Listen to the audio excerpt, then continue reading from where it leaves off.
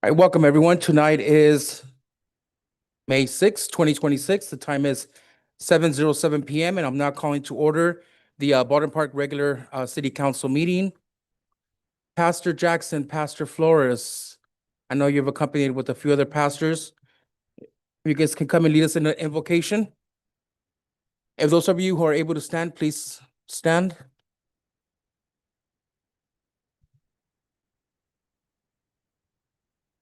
Thank you, Mayor. All those in attendance today. Yo quiero leer una palabra de Dios. Ese es el Salmo 127. Dice, si Jehová no edificaré la casa, en vano trabajan los que la edifican. Si Jehová no guardaré la ciudad, en vano vela la guardia. Unless the Lord builds a house, and unless the Lord guards the city. We put that together. Let us pray. Gracias, Señor, tú eres Dios y Dios, tú eres bueno. Gracias por su ciudad y su comunidad. Y gracias por el liderazgo de su ciudad. We pray over our city, Lord. We pray over our leaders, Lord. We thank you for their heart and desire, God, to build this city for you, Lord, that honors you and serves your people. Gracias, Señor, por el corazón, por el liderazgo, para honrar su nombre y servir su pueblo. En el nombre de Jesucristo. Amén. Heavenly Father, we come before you right now in the name of the Lord and giving you the praise, glory, and honor and thanksgiving, Lord. You tell us to come to your throne of room of grace that we may find grace and help in time of need. We're asking you to touch this city called Baldwin Park, the mayor, the city council, the police department, the fire department, and all of those that are working together to bring forth unity in our community to make a great city here in Baldwin Park. We're asking you, Heavenly Father, in touching our schools, Lord, tearing down the strongholds in our schools, Lord God, bringing forth the children off of gangs and drugs, Lord. Touch them, Lord. Touch the families, Lord God, that they may dwell together and unity in the family, Lord God. This thing that they had every 15 minutes was an outstanding thing for our community, Heavenly Father. We're asking you, Heavenly Father, in touching the police department that they may be able to do their job, Lord, and go home safely, Lord God. In the fire department, the same thing. Our businesses, Lord. We're asking you, Heavenly Father, in blessing the businesses here in Baldwin Park. And so therefore, Lord God, we are reaching out to you to do something in this time, a season that we're in with our president, Lord God, with Israel, Lord God, the war that's going on. We need your hand there, Father. In the name of the Lord Jesus, we pray. Amen. Chief, can you lead us in the Pledge of Allegiance?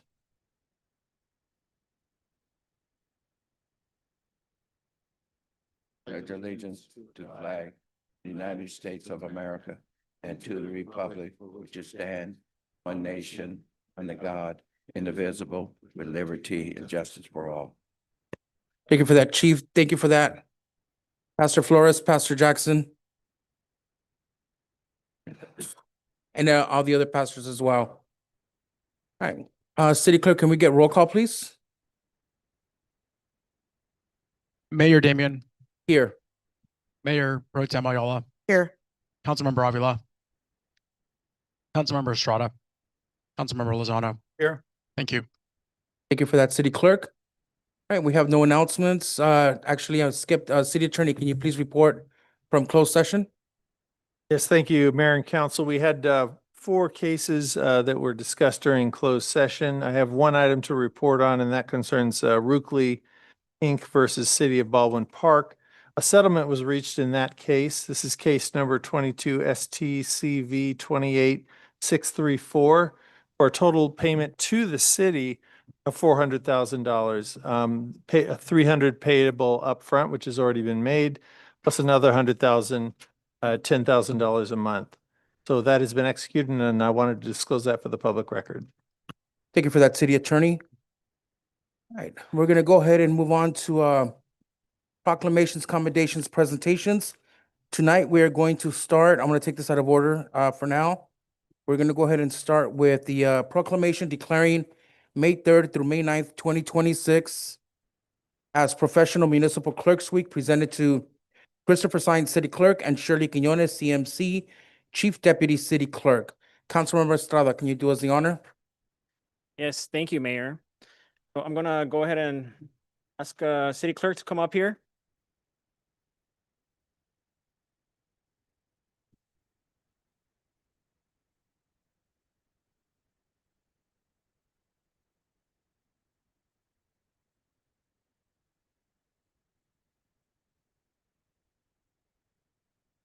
So celebrating Professional Municipal City Clerks Week. And I also want to acknowledge that it's also meeting minutes day today exactly. So you get to double dip and double celebrate.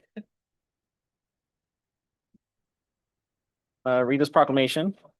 We have a Baldwin Park City Council proclamation for Professional Municipal City Clerks Week from May 3rd to May 9th, 2026. Whereas the office of the city clerk, a time-honored and vital part of local government, exists throughout the world, being the oldest among public servants, and whereas the office of the city clerk provides the professional link between citizens, the local governing bodies, and the agencies of government at other levels, and whereas the city clerk have pledged to be ever mindful of their neutrality and impartiality, rendering equal service to all, and whereas the city clerk serves as the information center on functions of local government and community, city clerks continuously strive to improve the administration of the affairs of the city clerk's office through participation in educational programs, seminars, workshops, and annual meetings of their state, province, country, and international professional organizations. Whereas it is most appropriate that we recognize the accomplishments of the office of the city clerks, especially recognize the individuals of our Baldwin Park's clerk's office, Christopher Sines, elected city clerk, and Shirley Quinones, AMC Chief Deputy City Clerk, who manages the office and fulfills the duties of the day-to-day services provided to city departments, residents, and community members. Now, therefore, Daniel Damian, Mayor of the City of Baldwin Park, along with Mayor Pro Tem Jean M. Ayala, council members Alejandra Avila, Emmanuel J. Estrada, Manuel Lozano, City Clerk Christopher Sines, and City Treasurer Joanna Valenzuela, do hereby proclaim May 3rd through 9th, 2026 as Professional Municipal City Clerks Week in the City of Baldwin Park. Further extend our appreciation to the City Clerk's office for the vital services they provide to residents, surrounding cities, community members, and organizations.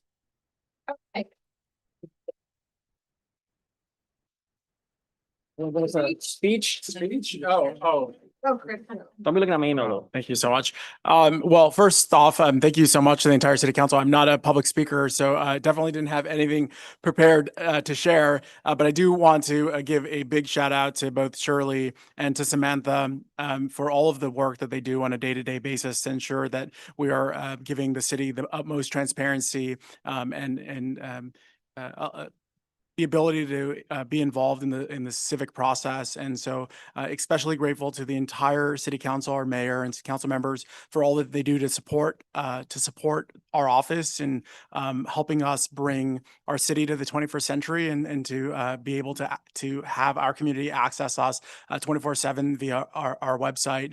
I do want to acknowledge both our council woman Avila and Councilwoman Ayala, who both also served as city clerks here for the city of Baldwin Park, and grateful to have their support in everything that we do, because they have first-hand knowledge of all the hard work that goes on behind the scenes to ensure that our little democracy continues to function. So extremely grateful for everybody up here and for the entire city, and for this recognition. And but most important, want to acknowledge behind me Shirley and Samantha, who's not here, for all of the work that they do. Thank you.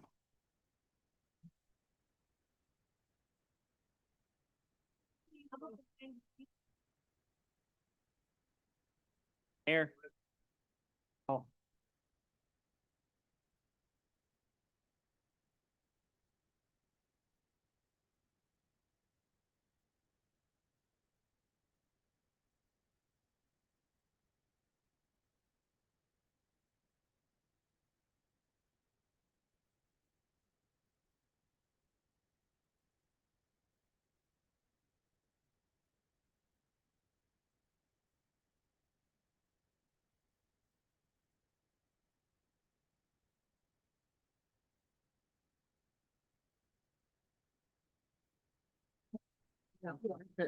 Yes, thank you, City Clerk, Sines, Chief Deputy City Clerk.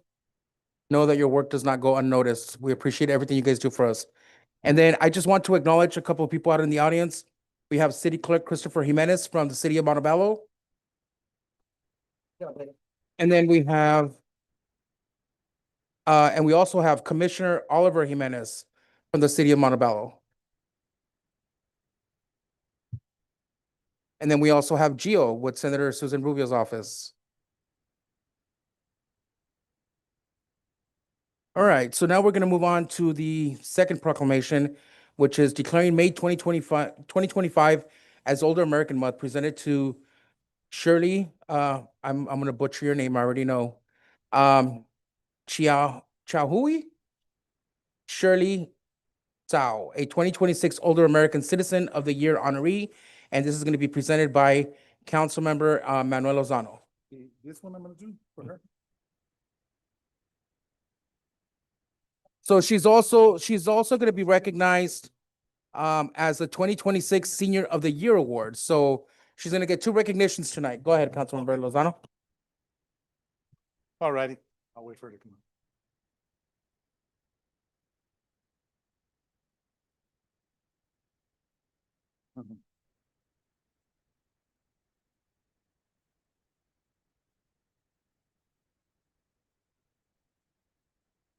All righty. Thank you for being here. Older American Month, champions, your health, May 2026. Older Americans are among our greatest treasured, providing invaluable link to the past and wise counsels for the future. And the gift of longevity will ensure that today's and tomorrow's seniors will continue making significant contributions to our families by giving of themselves freely and by sharing their wisdom and energetic. It is important to acknowledge the contributions older individuals have made to our economy, well-being in our communities and the workplace through civic leadership and mentoring. The seniors of tomorrow will be increasingly multicultural and multi-generational, more diverse socially, ethnically, and economically than in the past generations. And I'm also a senior as well. As an expanding older population will profoundly impact every first of our lives. You know what? My glasses are not working good. Gene, do me a favor. Can you finish the rest? Oh, hold on. I think I got it. Profoundly impact every, no, I cannot. Sorry about that. Brought my wrong glasses. I'm right here, yeah. Whereas an expanding elder population will profoundly impact every facet of our lives, redefining our ideas of work, retirement, and leisure, altering our housing and living arrangements, challenging our healthcare systems, reshaping our economy, and altering social and public policy.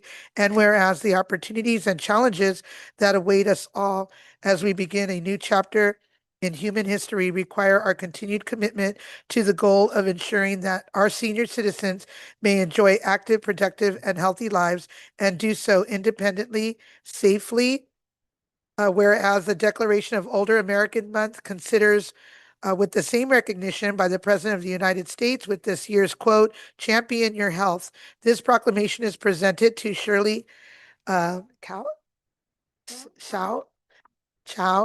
Thank you. A volunteer that has lived in Baldwin Park for 18 years and a member of our senior center since 2022. Now, therefore, our mayor, Daniel Damian, along with myself, your Mayor Pro Tem, Jean Amayala, our council members, Alejandra Avila, Emmanuel de Estrada, Manuel Lozano, our city clerk, Christopher Science, and city treasurer, Joanna Valenzuela, do hereby proclaim May 2026 as Older American Month in the city of Baldwin Park, and we urge all our residents to participate in appropriate ceremonies honoring these wonderful men and women that serve our community. So I'd like to present this proclamation along with the Thank you. council. I can read the plan. Thank you. And this is for our Older American Month. Yes. Okay, good. I got bigger font. Here we go. All right, thank you. The city council applauds you for your volunteer work, commitment, and the outstanding service you provide to the citizens and community members of Baldwin Park. Thank you for the favorable recognition you bring to our city. On behalf of our mayor, Danny Damian, Vice Mayor Ina Ayala, Councilmember Alejandra Avila, Councilmember Estrada, and Councilmember Manuel Lozano, also our city clerk, Christopher Science, and Joanne Valenzuela, City Treasurer. Thank you. So present you, here we go, the symbol and the plaque of the city of Baldwin Park. Yeah. Oh, it's that too, okay. Hold on. Thank you, Jean, for doing that. Okay, here we go. Oh, thank you. All right. Thank you. Oh, yeah, that's fine.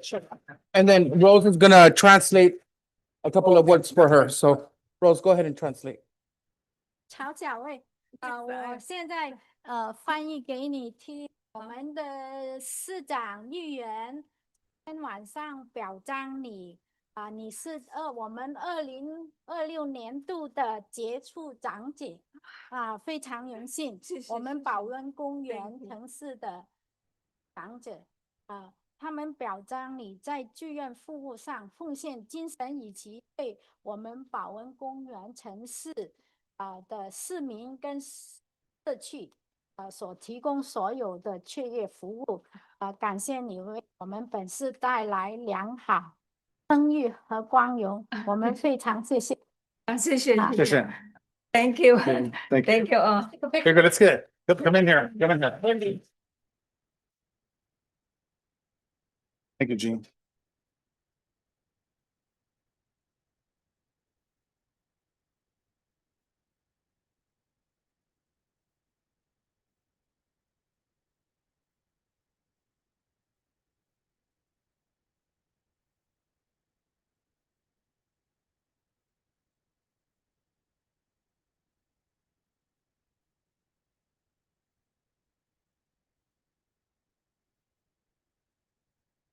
Sure.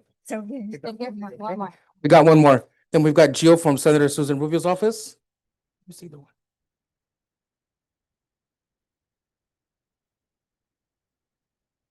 Reese. Okay, sorry, let me start again. Good evening, Mayor, Student Council, and Community of Baldwin Park. My name is Giovanni Reese, and I'm here on behalf of Senator Susan Rubio.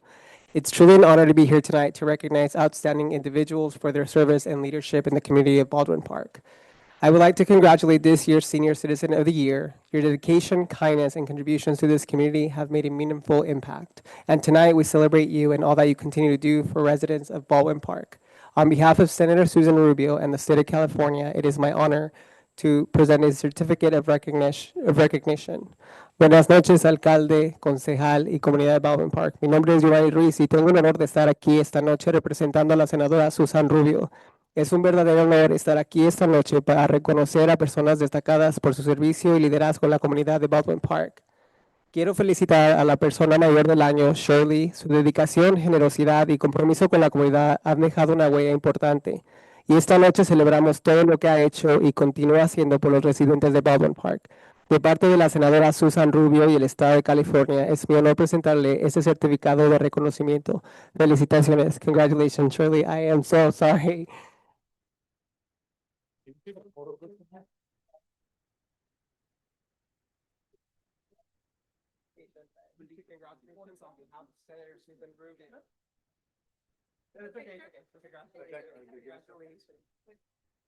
Can I see my? Thanks, several. Take a picture.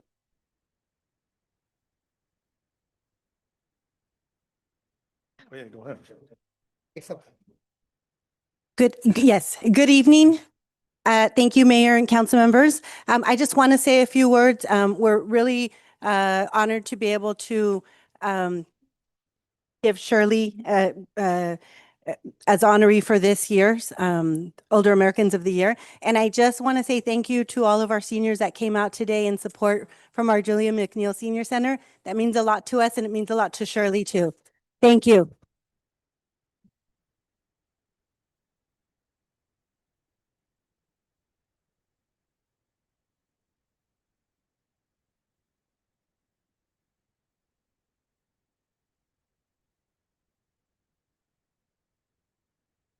Yes. I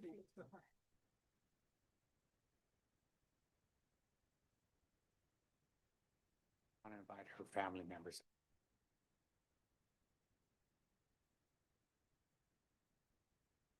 All the families here? Bring them up here.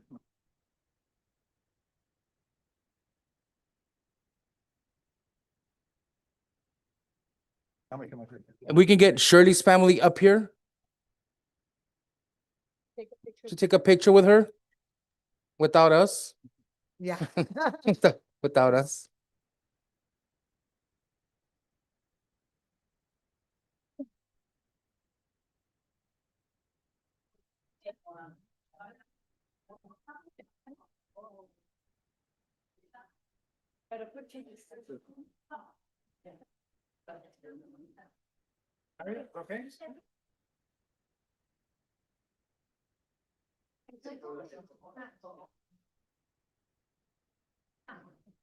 Okay. We'll sing this. We're gonna bring everyone. Okay, okay. I'm all, okay. We're all.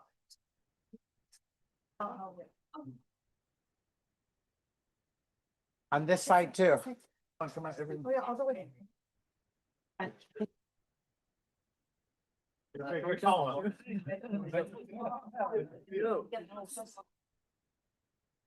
Get everyone? I don't want to hide you. I don't want to hide you. You're hiding.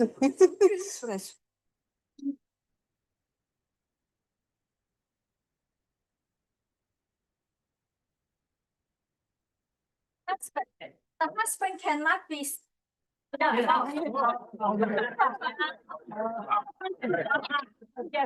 we take that one over? Oh, yeah.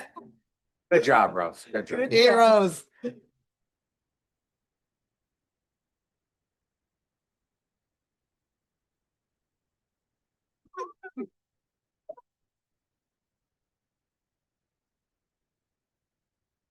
Hold on.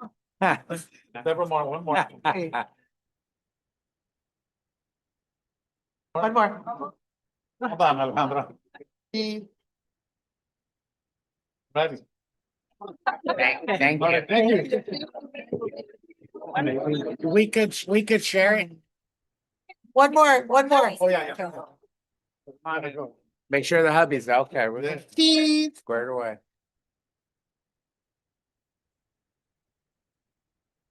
Thank you. Thank you.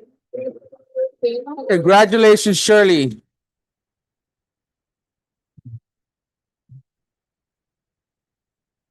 Yeah, they're making. Thank you for saving me. Oh,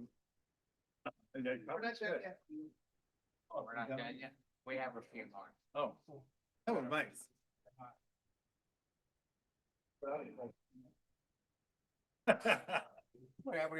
Which one's next?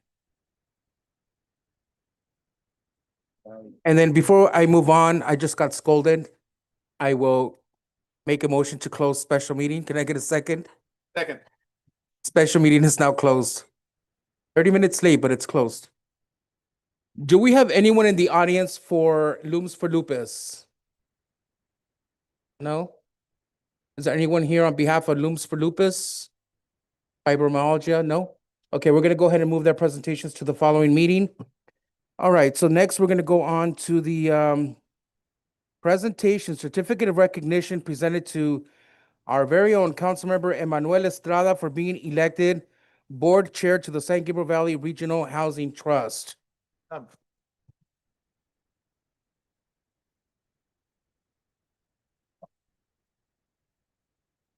All right, and before I get started, I just want to say, you know what? I'm very proud of Emmanuel Estrada because he's represented us with these committees very well. He's always representing Baldwin Park, always looking for ways to bring funding into the city, whether it's grants or whatever it is. Very active, so we do appreciate all the hard work that you put into this, Councilmember Estrada. And I'm going to go ahead and read, Chair of the San Gabriel Valley Regional Housing Trust. The City Council congratulates you for being elected as Chair of the San Gabriel Valley Regional Housing Trust. We commend you for your leadership and commitment to increasing access to safe and affordable housing. You continue to work hard and support working families in our community and the entire San Gabriel Valley. Thank you for the favorable recognition you bring to the city of Baldwin Park, presented on this 6th day of May, 2026, by myself, Daniel Damian, Mayor Pro Tem Jean M. Ayala, Councilmember Alejandra Avila, Councilmember Emmanuel J. Estrada, Councilmember Manuel Lozano, City Clerk Christopher Sines, and City Treasurer Joanna Valenzuela. Let's give him a round of applause. Mayor, may I add something, please? Yes, go ahead, Councilmember. I just want to add that his work throughout has been impactful, especially when we started the tiny homes. I mean, when we started that program, he was on it. He was even looking at places for styles of homes. And so he was, as you say, boots on the ground when we started that program, and it has been very successful. We have been able to house so many of the homeless here in Baldwin Park, and he had a lot to do with that. So thank you.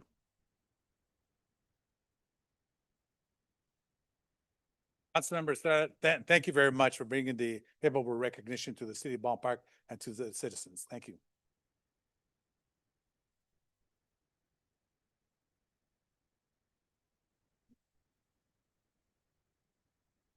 Well, first, I just want to thank council for recognizing me here. I mean, it's not something that I do often, but the work is important, and it's really a labor of love and understanding that there's a true importance in making sure that our neighbors and everybody has access to stable housing regardless of their economic situation, and understanding that the situations of our neighbors impact us. So it's not always about looking at the benefit of for ourselves, but also for our neighbors, for our community, to make sure that we have stability, that we have safety, and that all of our residents have dignity. It's definitely a lot of work, being on these commissions, but it's ultimately worth it to be involved, to bring favorable recognition to Baldwin Park, because Baldwin Park has been at the forefront of housing, at least here in the San Gabriel Valley, with our tiny homes and with our tiny homes for young families. And as we push for affordable home ownership and affordable housing, it is a lot of work. So I also want to recognize that, it's not just me doing this work, it's also our staff. We wouldn't be able to get this done without our staff, without our council who votes yes on a lot of these items. So the recognition is truly for everybody up here on this dais and everybody that's been supportive and understanding that these are important measures to continuously advocate for. So thank you. Look at our photo. And then we do have, do you want to get, Gio first? We do have Giovanni from Senator Rubio's office. Hi, guys. Once again, my name is Giovanni. Thank you again for the opportunity to be here. On behalf of Senator Rubio, it is my honor to recognize Councilmember Estrada for your leadership and recent election as board chair of the San Gabriel Valley Regional Housing Trust. As the state senator for Senate District 22, Senator Rubio has been a champion for the San Gabriel Valley on issues including housing and homelessness. That is why, since her first year in the state Senate, Senator Rubio has worked closely with the San Gabriel Valley Council of Governments on the issue and authored the legislation to create the San Gabriel Valley Regional Housing Trust. In the year since the creation of the Housing Trust, Senator Rubio has continued to work closely with the leadership of the San Gabriel Valley Regional Housing Trust in her role as chair of the San Gabriel Valley Caucus. Through that work, she has successfully secured over $36 million in state funding to help the Housing Trust fulfill its mission of building affordable housing projects and tiny home villages to help vulnerable people experiencing homelessness. We are proud to say that they have built nearly 1,000 affordable housing units for families of the region. The work continues, and Senator Rubio looks forward to working together with Chair Estrada and the entire leadership team of San Gabriel Valley Regional Housing Trust to continue the progress. Thank you and congratulations. In Spanish, de parte de la senadora Susan Rubio, es un honor reconocer al concejal Emanuel Estrada por su liderazgo y su reciente elección como la silla directiva del Fideicomiso Regional de Vivienda del Valle de San Gabriel. Como senadora estatal del Distrito Senatorial 22, la senadora Susan Rubio ha sido una defensora del Valle de San Gabriel en temas relacionados con la vivienda y la falta de vivienda. Por ello, desde su primer año en el estado estatal, la senadora Rubio ha trabajado estrechamente con el Consejo de Gobiernos del Valle de San Gabriel y fue autora de la legislación que creó el Fideicomiso Regional de la Vivienda de Valle de San Gabriel. En los años desde su creación, la senadora Rubio ha continuado colaborando de cerca con el liderazgo del Fideicomiso en su función como silla de camarilla del Valle de San Gabriel. A través de este trabajo, ha logrado asegurar más de $36 millones en fondos estatales para ayudar a cumplir su misión de desarrollar proyectos de vivienda asequible y comunidades de viviendas pequeñas para apoyar a personas vulnerables. El trabajo continúa y la senadora Rubio espera seguir trabajando junto al concejal Estrada y todo el equipo de liderazgo del Fideicomiso Regional de Vivienda del Valle de San Gabriel para continuar avanzando esta misión. Muchas gracias y de nuevo felicidades al concejal Emanuel Estrada. Sorry, before I forget, I'm not gonna run on, but I also know like Melinda from the Presbyterian Church is here. And so without Melinda, we wouldn't have our first SB4, our first and only SB4 project, which is the conversion of a church into affordable home ownership opportunities for families. So I want to acknowledge you. And then of course, Senator.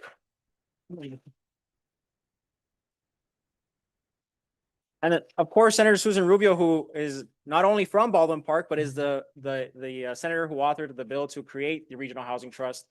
BPA.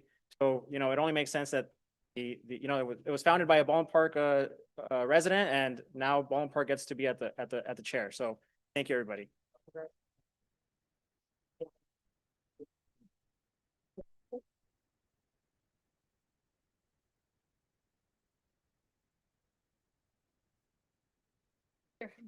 Oh, thank you. Well, while we take a council picture, I'd ask in the meantime if my Montebello colleagues can come up here and join us in the group picture for the next one.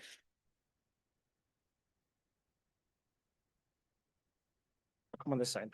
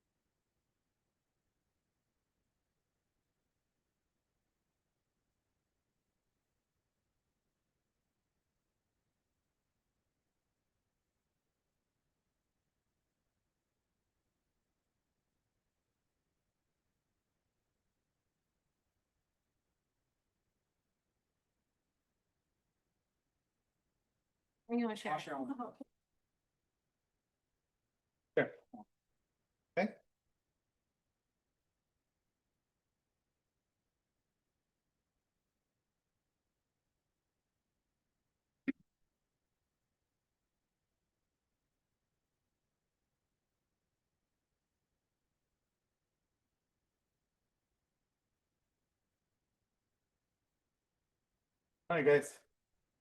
I'll get in a minute.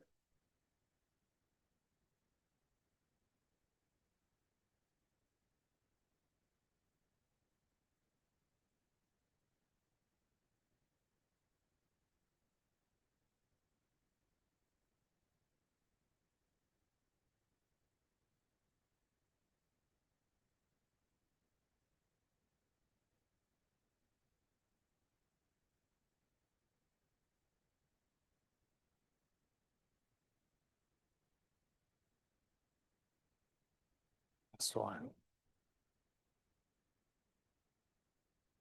Oh, no.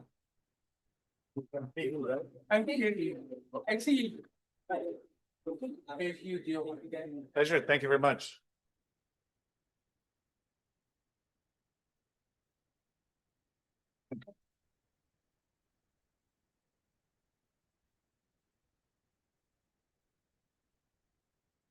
All right, bear with us. We just got a couple more, okay? All right, the next one is a presentation certificate of recognition presented to our very own Maria Moreno, Director of Recreation and Community Services, who was honored by Supervisor Hilda Al Solis at the Women's History Month Power Hour. Maria, if you can join us up on the dais.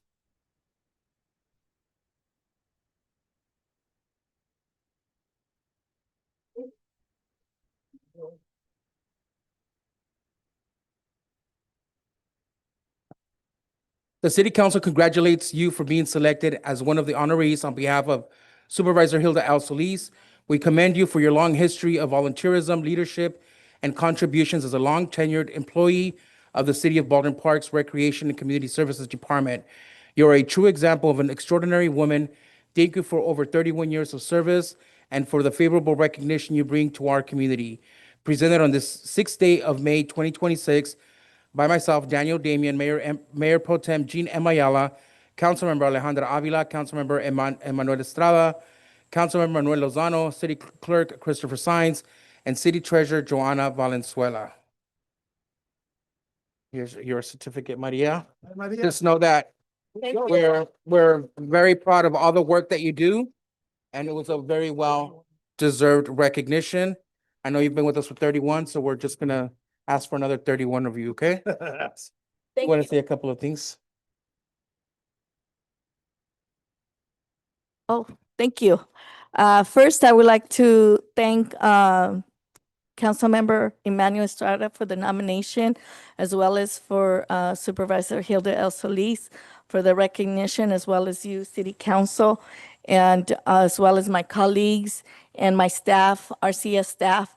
who always support and are part of my team that help us continue to provide exceptional recreational programs within the city. And thank you very much for the recognition. Thank you, Sally. This is photographer.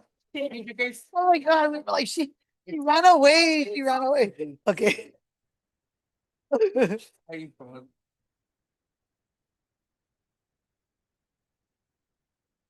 This is why she's gotta take a break. She's gotta take 20 pictures.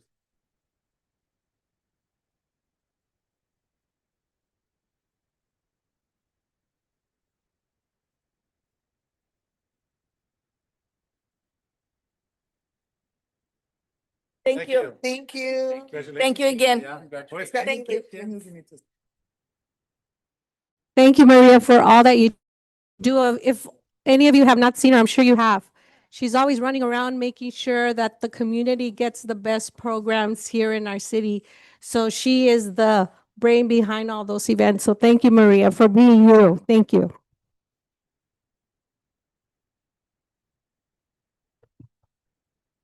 Yes, thank you, Maria. Well deserved. And then now we're going to move on to the proclamation declaring May 10th through the 16th, May 10th through 16th, 2026 as National Police Week presented to the Baldwin Park Police Department. If Councilmember Avila, you can do us the honor. And of course, that's to the best police department in the San Gabriel Valley, right? Don't you forget that. National Police Week, May 10th through the 16th, 2026.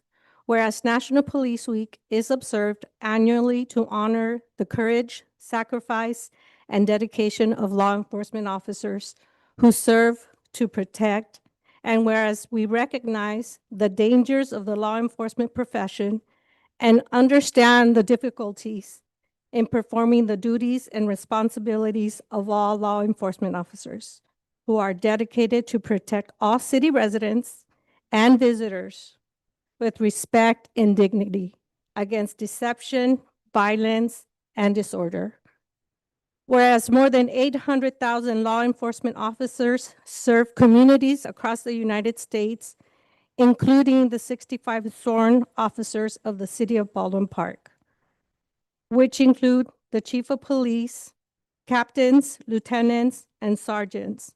And whereas many law enforcement officers have made the ultimate sacrifice in the line of duty, including our very own Officer Samuel Riveros, whose end of watch was March 31st, 2025. He will always be honored and remembered. His name will be engraved on all the walls of the National Law Enforcement Officers Memorial in Washington, D.C. And whereas this proclamation is presented to the Baldwin Park Police Department, we recognize and we thank them for their bravery, sacrifice, and commitment to serve and protect the residents, the community members, surrounding cities, and our entire community.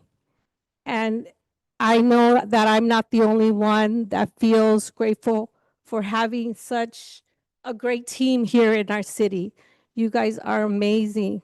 And every time I see a police chase or something on the news and it's you guys, I'm on the edge and my heart is pounding and I'm bugging the chief, and he's like, I'm on it.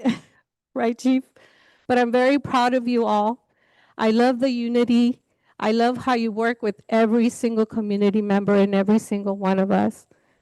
You are not selfish at all. You come out here, you leave your families behind to protect us, to protect every single one of us here in Baldwin Park. So I thank you, and this is an honor of you. So if you can all come up here, please. Don't run, don't run. And it's amazing how shy police officers are. They don't like to be put in the limelight. They like to be discreet. Come on up here, every single one of you.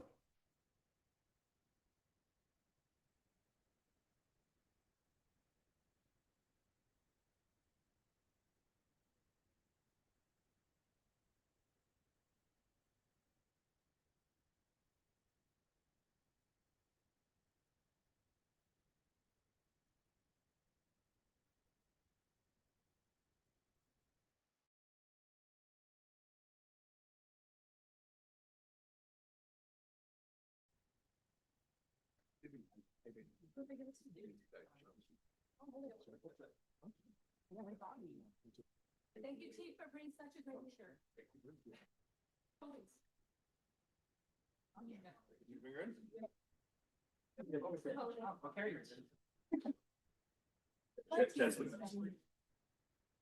Who wants to speak? Captain, before I take the picture. Thank you, Captain. Yeah, we're gonna have. Oh.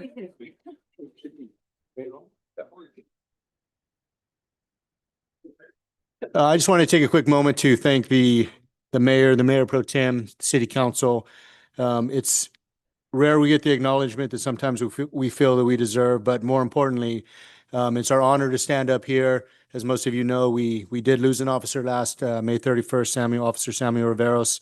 The city council has been gracious enough to allow us to attend both the California Memorial Service, which just took place this past Sunday and Monday, where we got to honor him and a total of 13 fallen officers that we faced in the 2025 year.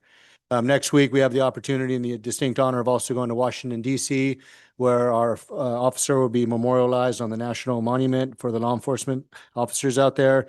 And it's just a reminder of what it is that we do. We take the sacrifice in stride. You know, we never expect to lose one of our own, but I could tell you that this tragedy has cauterized this agency. The amount of support that we receive, not only from this community, but the communities throughout the San Gabriel Valley in Southern California, really helped us with the healing process and sort of understanding the why.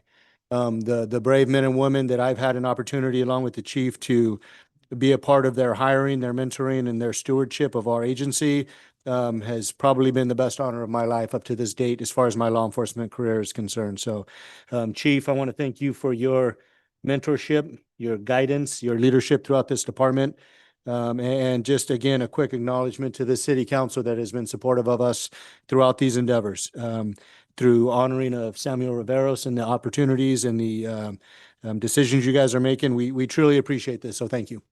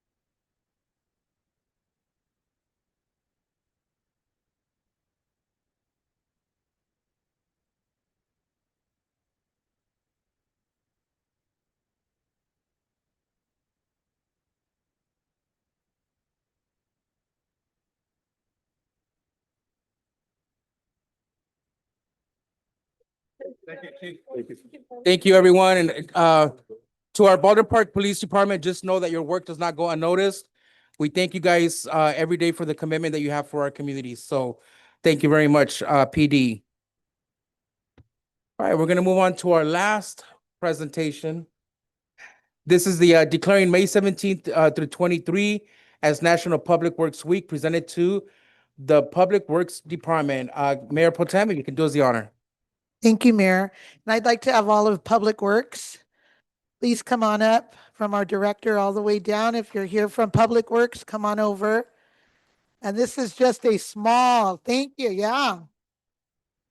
This is a very small portion of our Public Works Department. And it's my honor to acknowledge Public Works for the work they do here and present them with this proclamation for Public Works Week from May 17th to the 23rd, 2026. Whereas public works services provided in our community are an integral part of our citizens' everyday lives And whereas the support of an understanding and informed citizenry is vital to the efficient operation of public works systems and programs such as streets and highways, sewers, storm drains, street lights, traffic signals, graffiti abatement, environmental programs, and solid waste collection. And whereas the health, safety, and comfort of this community greatly depends on these facilities and services. And whereas the quality and effectiveness of the public infrastructure and facilities, as well as their planning, design, and construction, is vitally dependent upon the efforts and skill of public work employees. And whereas this proclamation is presented to our Public Works Department, we give thanks to all the qualified and dedicated personnel who staff Public Works. Good, I'm glad he came up, in the city of Baldwin Park, and recognize the importance of the work they perform. Now, therefore, our mayor, Daniel Damian, along with our city council members, Alejandra Avila, Emmanuel J. Estrada, Manuel Lozano, our city clerk, Christopher Science, and our city treasurer, Joanna Valenzuela, and myself, your mayor pro tem, Jean M. Ayala, do hereby proclaim May 17th to 23rd, 2026 as Public Works Week in the city of Baldwin Park, and call upon all citizens and civic organizations to recognize the contributions which Public Works staff create every day to our health, safety, comfort, and quality of life here in our beautiful community of Baldwin Park. So thank you. Thank you so much.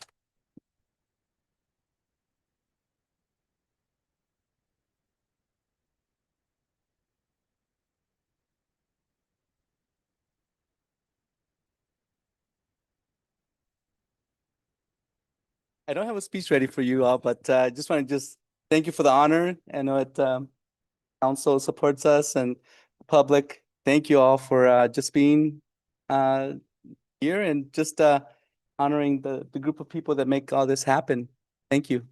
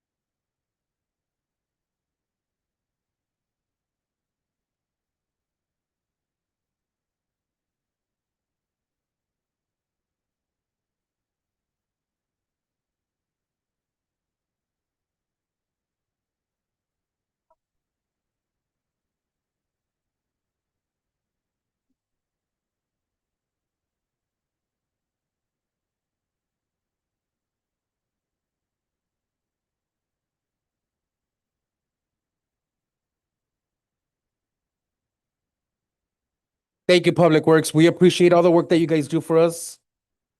Mayor, Yes, if I may Go add, ahead, Councilmember.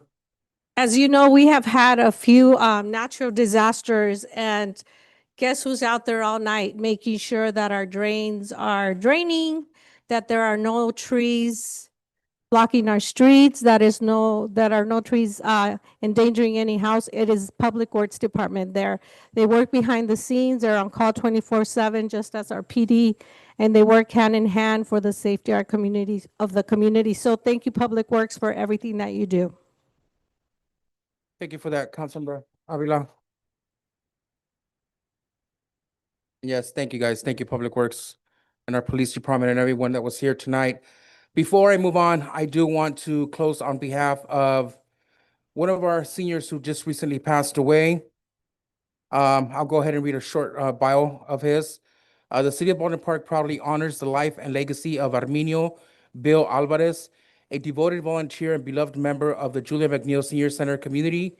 For the past 3 years, Bill gave generously of his time and heart, supporting daily programs, special events, and community celebrations.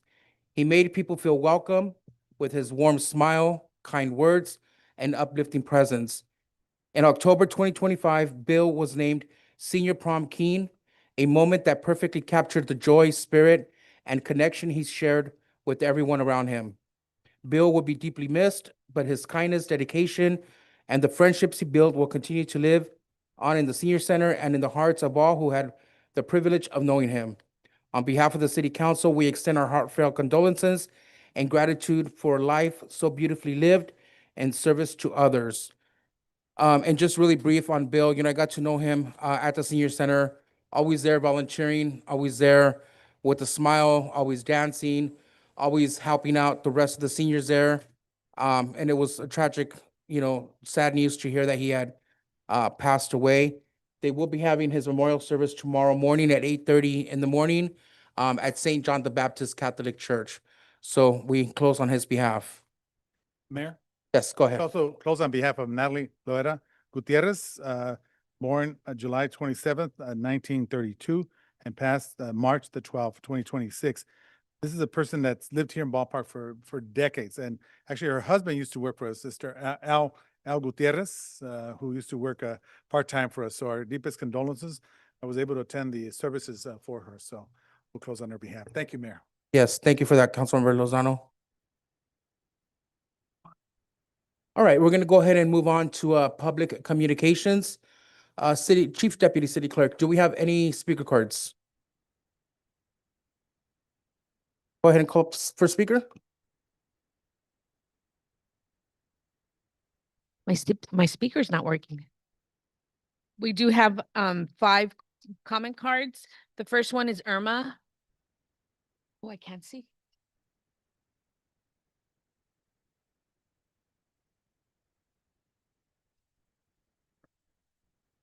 Good evening, Mayor Damian, City Council members, city staff, and community members.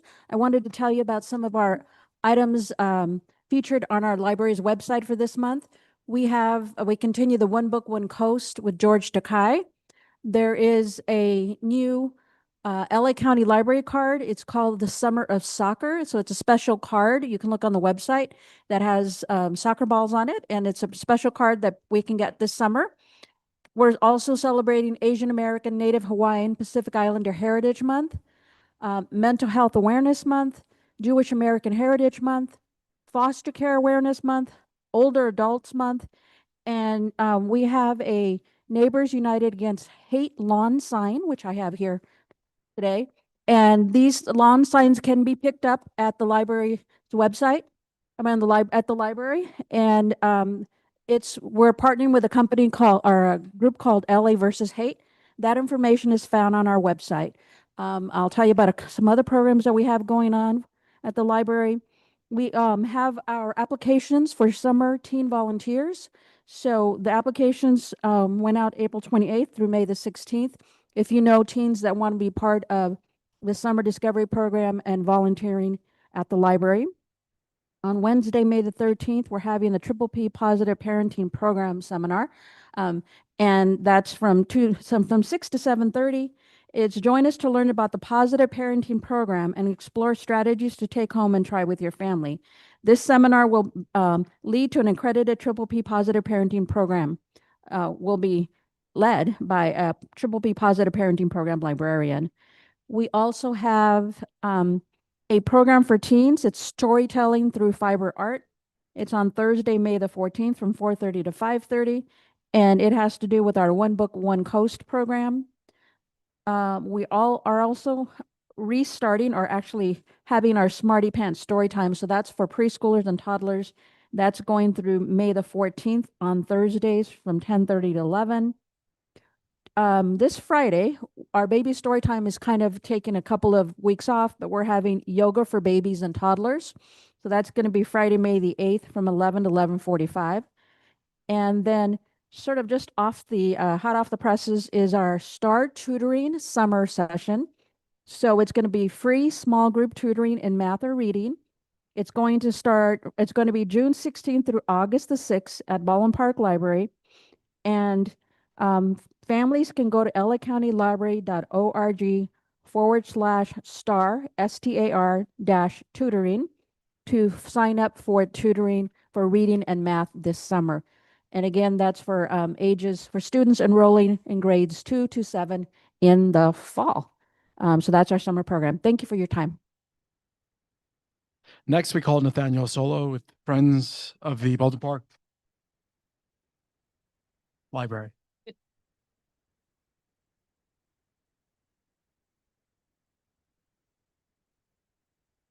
Thanks so much for the opportunity. My name is Nathaniel Soil. I'm here to talk about the Friends of the Library. I have all this written down. Apologies, I'm going to read at you. I'm here to talk about the Friends of the Library and to do some recruiting. I understand there are some friends on the board up here, on the council up here. Again, thank you for letting me speak. We would love to grow our small but mighty team right now. I'm going to read from the website to give some context for the group up here and the group behind me, just so you understand what the Friends of the Library does. Do you have a passion for reading, a love for your community, a strong appreciation for libraries? If so, you should consider joining the Friends of the Library. This is a group at your local LA County Library. This is just over on Baldwin Park Boulevard in Baldwin Park. Friends of the Library support the local library by holding fundraising events such as book sales, sponsoring and staffing library programs and events, and helping to recruit volunteers, which is what I'm doing here now. We only have 4 people right now, but like I said, we're trying to grow this. We're trying to get this thing going again. It has been, to my understanding, a little dormant over the past couple of years. Friends of the Library is a self-supporting nonprofit entity separate from the library itself. Membership is open to individuals interested in helping to enhance library services in their community. There are over 55 active Friends of the Library groups in the LA County area, and the number of friends hopefully keeps growing in our area.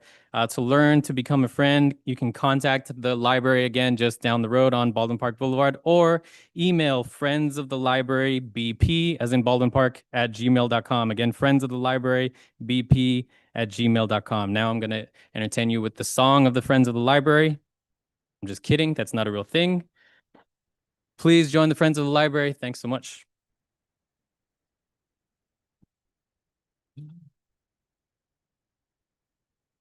Next, we call Reverend Paul Flores.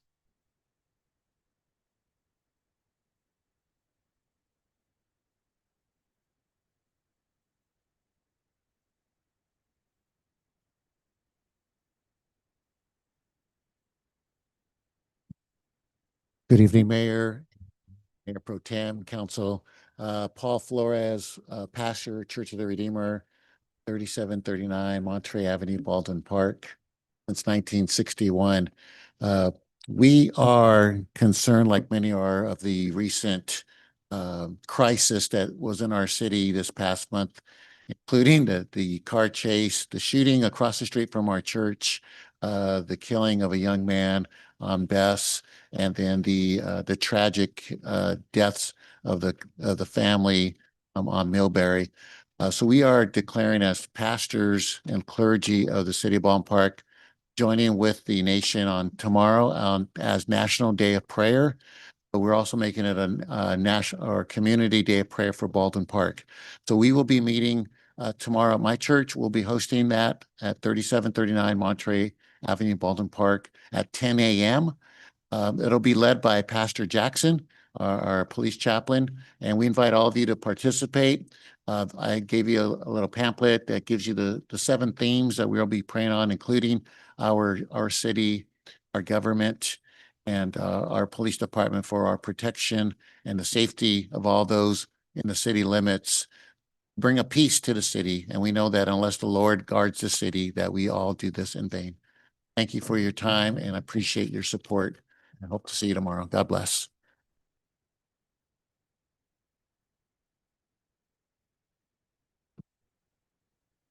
Next, we call Giovanni Ruiz with the Office of Senator Susan Rubio.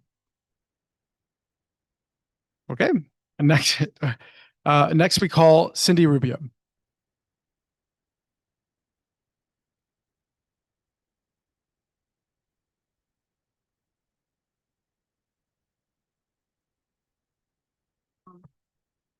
Here to just ask, please, if we can have better communication between the city and the residents in Baldwin Park, especially south of the freeway.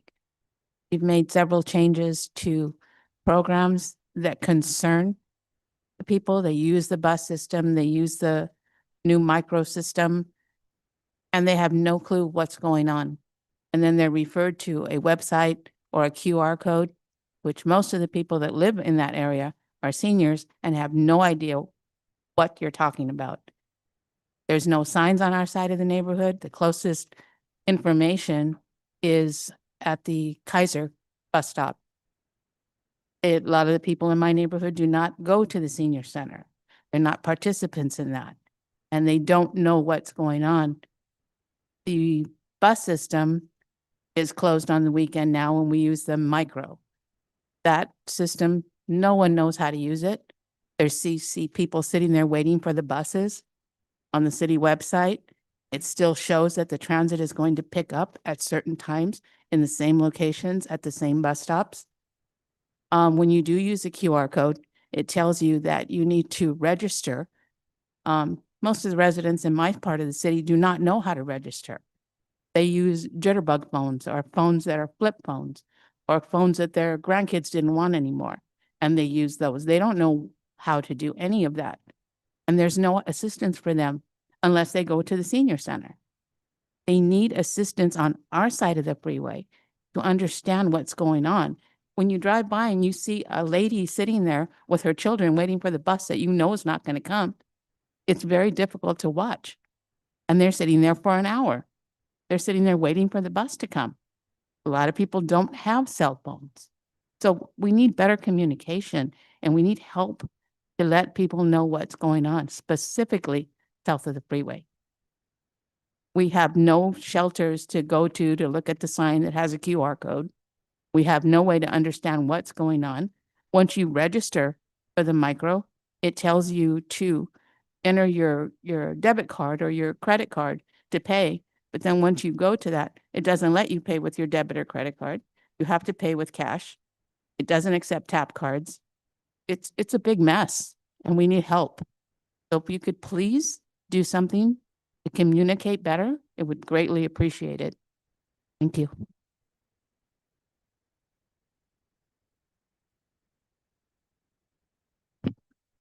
Mayor, that wraps up all speaker cards received. Thank you for that, City Clerk. Is there anyone else in the audience wishing to speak who did not fill out a speaker card? Now is your time to speak.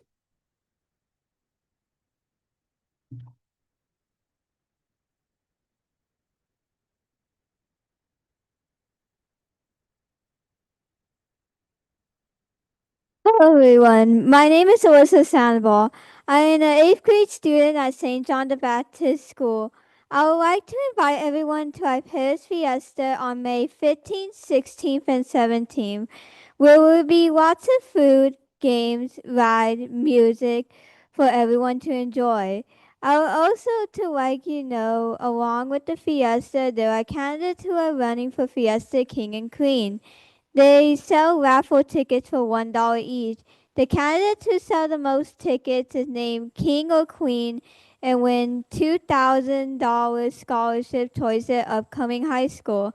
I am a candidate running for Queen. If you support me, I could win a scholarship that will go towards my upcoming high school, Ramona Convent Secondary School, an all-girls Catholic school in Alhambra, where I just made the cheer team. The tickets are $1 each, and if you can win the grand prize of $5,000, second prize $2,000, or third prize $1,000. If you would like to purchase tickets, I'll be outside selling. Thank you and have a good evening.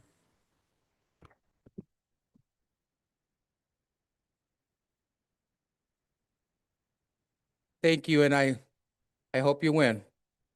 All right, is there anyone else wishing to speak that did not fill out a speaker card? See no interest? Come on, Mr. Rios.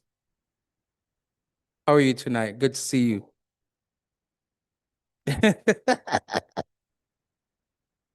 All right, cut his time to 1 minute. I've talked to Manny, I talked to Daniel, and I need to talk to the chief of police on problems that we're having at Barnes Park.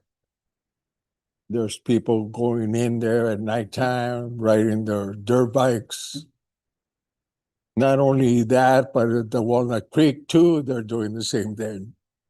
We have electrical bikes going into the streets, and the worst part of it is that I see those electrical scooters. And the worst part of it is that they have a driver and then they have a 5-year-old kid riding with them. They don't do the stop signs. We need to put a stop to that before somebody gets killed. You know, that's what happened over in Anaheim, Orange County. I think that's where it happened. A kid over there ran over a substitute teacher. He was a Vietnam veteran. He died after the accident. We don't want that right here. We need to put a stop to it. It's getting out of hand, to tell you the truth. I call not just to be a pain in the butt, just put it bluntly. I call because I see those things. I call Anthony, or I'll call one of the officers, and I let them know what's happening. But we need to put a stop to it. The neighborhoods right now, after the shooting that happened at the 7-Eleven, it's hot. It's very hot. You cannot walk to Kaiser or anything, so they'll ask you, where you from, man? They don't care the age or anything. We need to put a little bit more effort into the neighborhoods. You know, it's fine and dandy. We're trying to do something for the city, but at the same time, let's open our eyes up. You know, the stuff that really bothers me is that we haven't even opened Barnes Park, and they're already starting to destroy it. Manny knows about it. I've talked to him about it, and I talked to Daniel, and I talked to Anthony too. They're gonna do some things so they don't drive in there. The chief, you need to put a little more attention to those areas right now, especially at nighttime. Okay, you know, we talked about some cameras in different areas. Thank you, Mr. Rios. The time is up. I know. Thank you for that, Mr. Rios. Anyone else in the audience wishing to speak? All right, see no interest, I'll now close public communication. Mr. Rios, thank you for bringing up that comment. I'll address that at the end of the council meeting. I do have some council requests. And then if Chief, just kind of on that, if we can patrol around the neighborhood areas, because I have received a lot of calls lately. People are actually now starting to feel a little scared with some of the incidents that have occurred over the last several weeks. So if we can just have a little bit more police presence, if it's possible, out within the neighborhood, so that they can at least feel that, you know, we're being patrolled. I know that we're cut thin at times, but let's try to up the police presence, please. Yes, sir. And then Cindy, we'll go ahead and talk to the city staff in regards to communications out on the other side of the freeway. And Mr. Pastor Flores, thank you for the information for tomorrow at 10 a.m.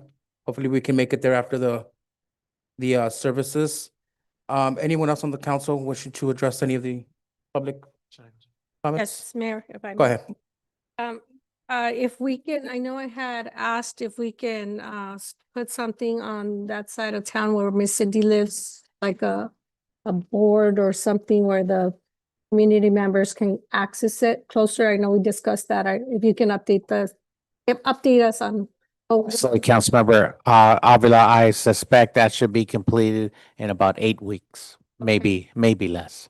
Can have more access to the information and any changes. And then again, help them with the issue from the buses. I know we have heard a lot of issues happening with the buses, and it's impacting a lot of the community, not only that side of town, but most of Baldwin Park.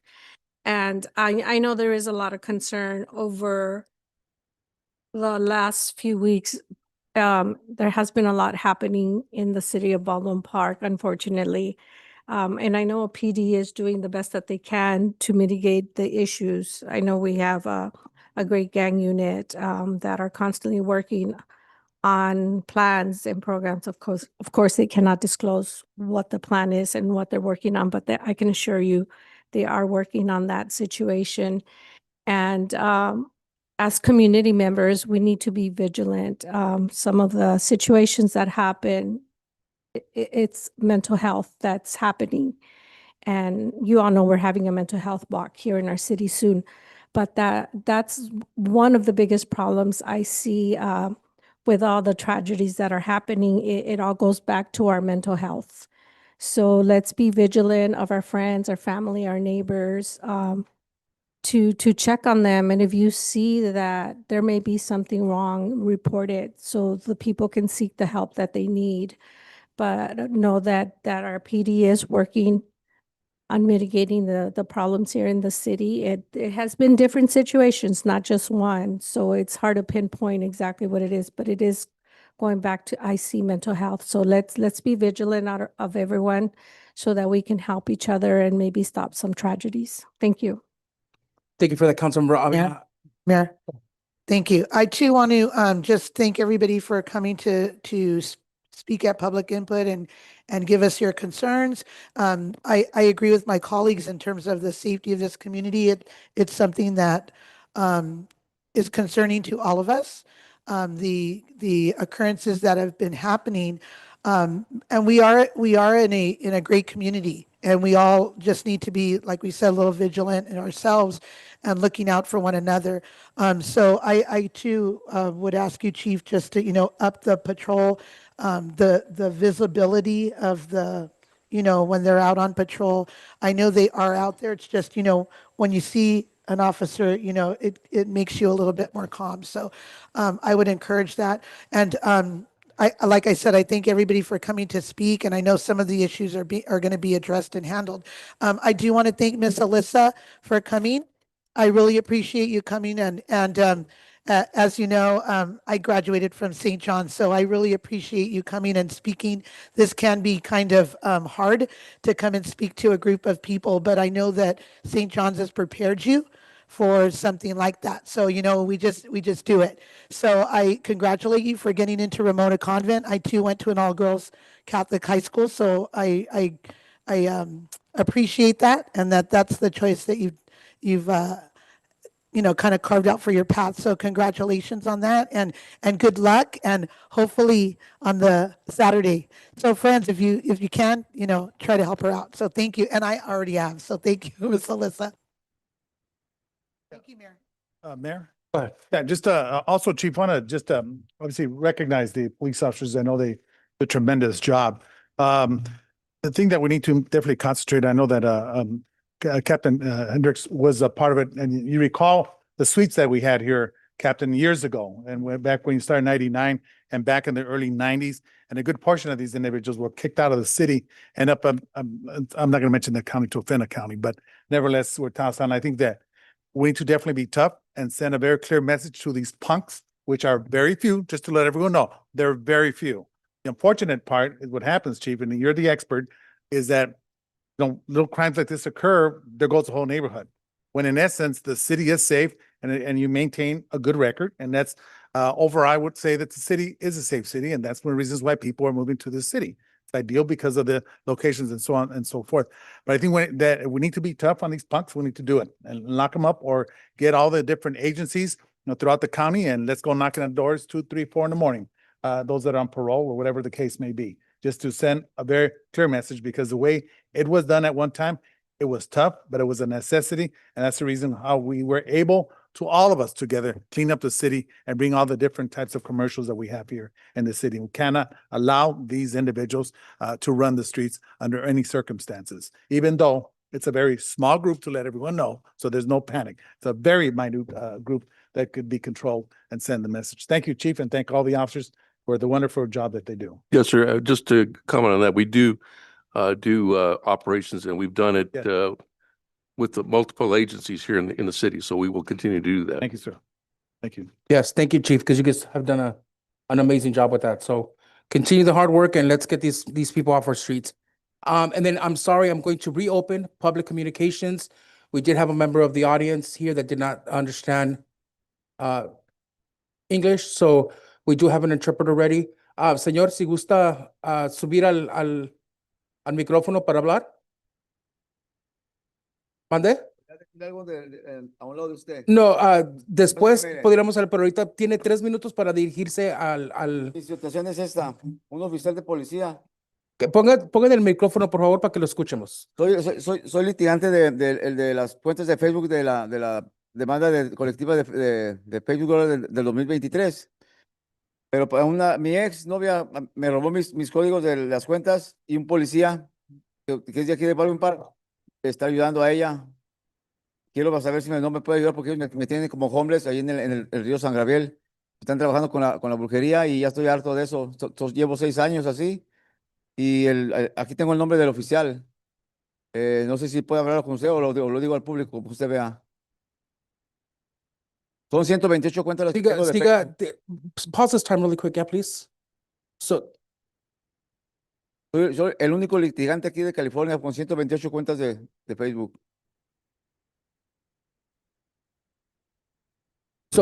tiene usted 2 minutos y 22 segundos para terminar lo que tenga que decir. Por favor, diríjase con nosotros.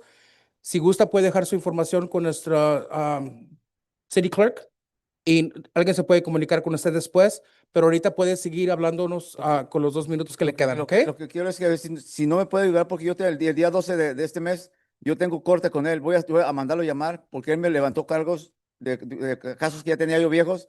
Me levantó órdenes de arresto y yo fui las quité con el juez. Fui a hablar con el juez y las quité, me las hizo dismiss. Lo que quiero es saber si usted me puede ayudar con esta persona porque me ha hecho mucho daño. Aparte físicamente, me ha hecho mucho moralmente, ¿me entiende? Y aparte me robó todo mi dinero. Yo no puedo ganar dinero porque lo está bajando con puros casos civiles. Quiero saber si usted me puede ayudar o si no, pues yo tengo la corte el día 12. Te voy a hacerlo llamar a la corte para poderlo hacer tengo el caso ya, para yo poderlo encerrar, no sé, en la cárcel, ¿me entiende? Pues por eso quiero saber si me puede ayudar. ¿Es todo por ahorita? Sí. Ok. Muchas gracias. Ahorita van a agarrar su número de teléfono y su formación, ¿ok? I'm here on a collective claim from 2023. My girlfriend has established so many accounts in my name. I have 120 accounts, and I've been living by on the river. I'm homeless, and my girlfriend has taken everything away from me, and she's there involved in witchcraft. And I've told there's a police officer who's helping her out, and I want to let you know that who he is. And I can tell you, or I can say it in public. You know, there's 128 accounts, and I would need help. He has put charges against me. There were bench warrants, and I spoke with the judge already, and I explained to him the charges have been dismissed, and I have another court set up in a few days. I have no money, and this involves civil cases. On the 12th, I have a court appointment, and I have a case to put him in jail. Thank you for that. Okay, I will now close public communication. All right, we're going to move on to consent calendar. Council colleagues, are there any items you are wishing to pull? Okay. I'm going to go ahead and pull number 5. All right. Seeing no one else is wishing to pull any items, I will make a motion or accept the motion to approve consent calendar 1 through 6 with the exclusion of 5. A second. Okay, we got a motion I'll make the motion, got a motion, second by Mayor Pro Tem Ayala. We have a first and a second. Councilmember Avila, Councilmember Estrada, Councilmember Lozano, Yes. Mayor Pro Tem Ayala, Yes. Mayor Damian. Yes. Motion passes. Thank you for that, City Clerk. All right, motion passes. So we're moving on to item number 5. Daniel? Yes, thank you, Mayor. Good evening, Council. So this item is to approve a change order with Gentry Brothers for our fiscal year 26 CDBG sidewalk replacement project. So the project is about 90% complete, and the bids came in really low. So we have funding to do more sidewalks. And so tonight, we're asking the council to consider approving the change order in the amount of $407,000, together with the previous contingency that the council approved when we awarded the project, would allow us to double the amount of sidewalks that we're replacing or reconstructing. So I just want to highlight that the contractor Gentry Brothers had previously, we meet with them weekly, and they had previously committed to honoring the same unit prices that they provided in their bid back in November, December of 25. And given the gas prices and diesel prices going through the roof, and prevailing wage and salary increase, the contractor's asking us to increase the unit prices. I'll say a little bit, but on the order of about 10% on the entire project. And so just wanted to highlight that, because in the staff report, it previously mentioned that the contractor Gentry Brothers had committed to honoring the unit prices. I handed out a sheet that shows a change order. Most of the pricing is staying the same, but the remove and replacing of sidewalks is going up from $10 to $12 per square foot. And I mean, that's the biggest item there. But when we bid this project, we had 18 bids. We got really favorable pricing, still very competitive pricing. So I'm recommending that the council support us and approve this change order. And with that, I'll answer any questions you may have. Thank you for that, Daniel. Colleagues, any of you have any questions? Mayor, Go ahead, Councilmember Estrada. no questions, but I kind of just did based on the information you gave us, I did, just kind of did a little quick average, and it seems like most of these aren't even a 10 or 5% increase. I think it's very minimal. And it's hard to deny that gas prices have affected all of us. And I can only imagine that, of course, it's going to affect construction operations as well. So, it seems that, I'd focus more and worry more about the operations of Gentry Brothers themselves, and, whether they're doing a good job or not. But it seems that, it seems to me that they are. The quality of the work is there. Trying to go for a rebid or trying to, I think we're going to end up losing more money than we'd save trying to, start a new process or something. Yeah, and I will add that with this, it's all CDBG funds that we would be in jeopardy of losing if we don't award it quickly. And I think, the contractor knows that as well. So it puts us in a tough spot, but I think it's reasonable. And I agree with you, Councilmember Estrada, that we should take advantage of the low prices that we got and the funding that we have.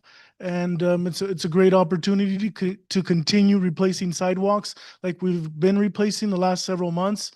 This is a great project. We've gotten a few complaints. In the grand scheme of things, it's very, very minor, and this project is going as smoothly as anybody could have hoped for.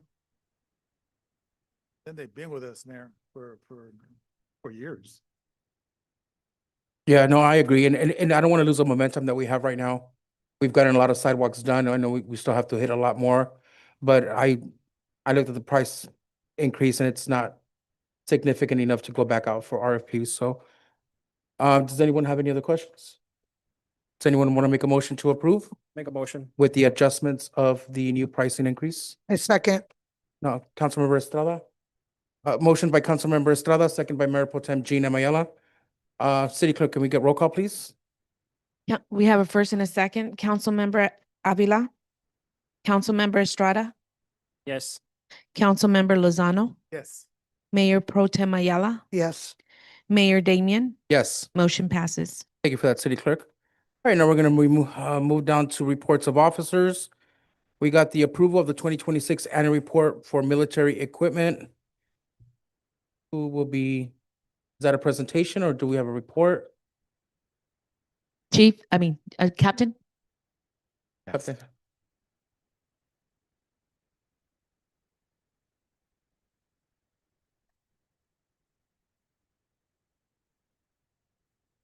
Evening, Mayor, Mayor Pro Tem, and members of the City Council. I'm here tonight to present the Baldwin Park Police Department's 2026 Annual Military Equipment Report. It's been prepared in compliance with Assembly Bill 481, which has been codified in Government Code Section 770 through 775. This is something that needs to acquire, or it needs to happen every year on the part of the Police Department and be presented before the Governing Board, which is the City Council. AB 481 requires law enforcement agencies to obtain approval of their military equipment use policy and to submit an annual report.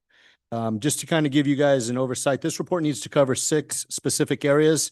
I know I've done this before in the past, but I figured I'd take a little bit extra time this year as I've gotten more proficient with it to kind of explain the process, to give you guys a better understanding, and then to hopefully open it up to the members of the community that might still be here and have questions about this. So one of the requirements for this report is how the military equipment was used during the prior year and what the purpose was for. Second, were there any complaints or concerns received from the public to the city or to the PD? Third, the results of any internal audits and whether there were any policy violations noted by the police department. Fourth, the total annual cost of each type of equipment and the funding source going forward.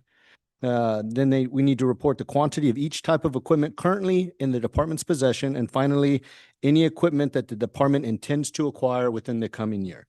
This year's annual report addresses all 6 of these requirements, and the full report has been attached to tonight's staff report, available for council's review, and it has also been posted on the city website and the PD's website, and we meet the 30-day compliance before presenting the report to you today.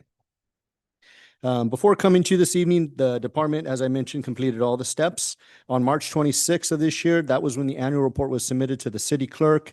It was also forwarded to the council members and, as mentioned, posted publicly on the police department's website.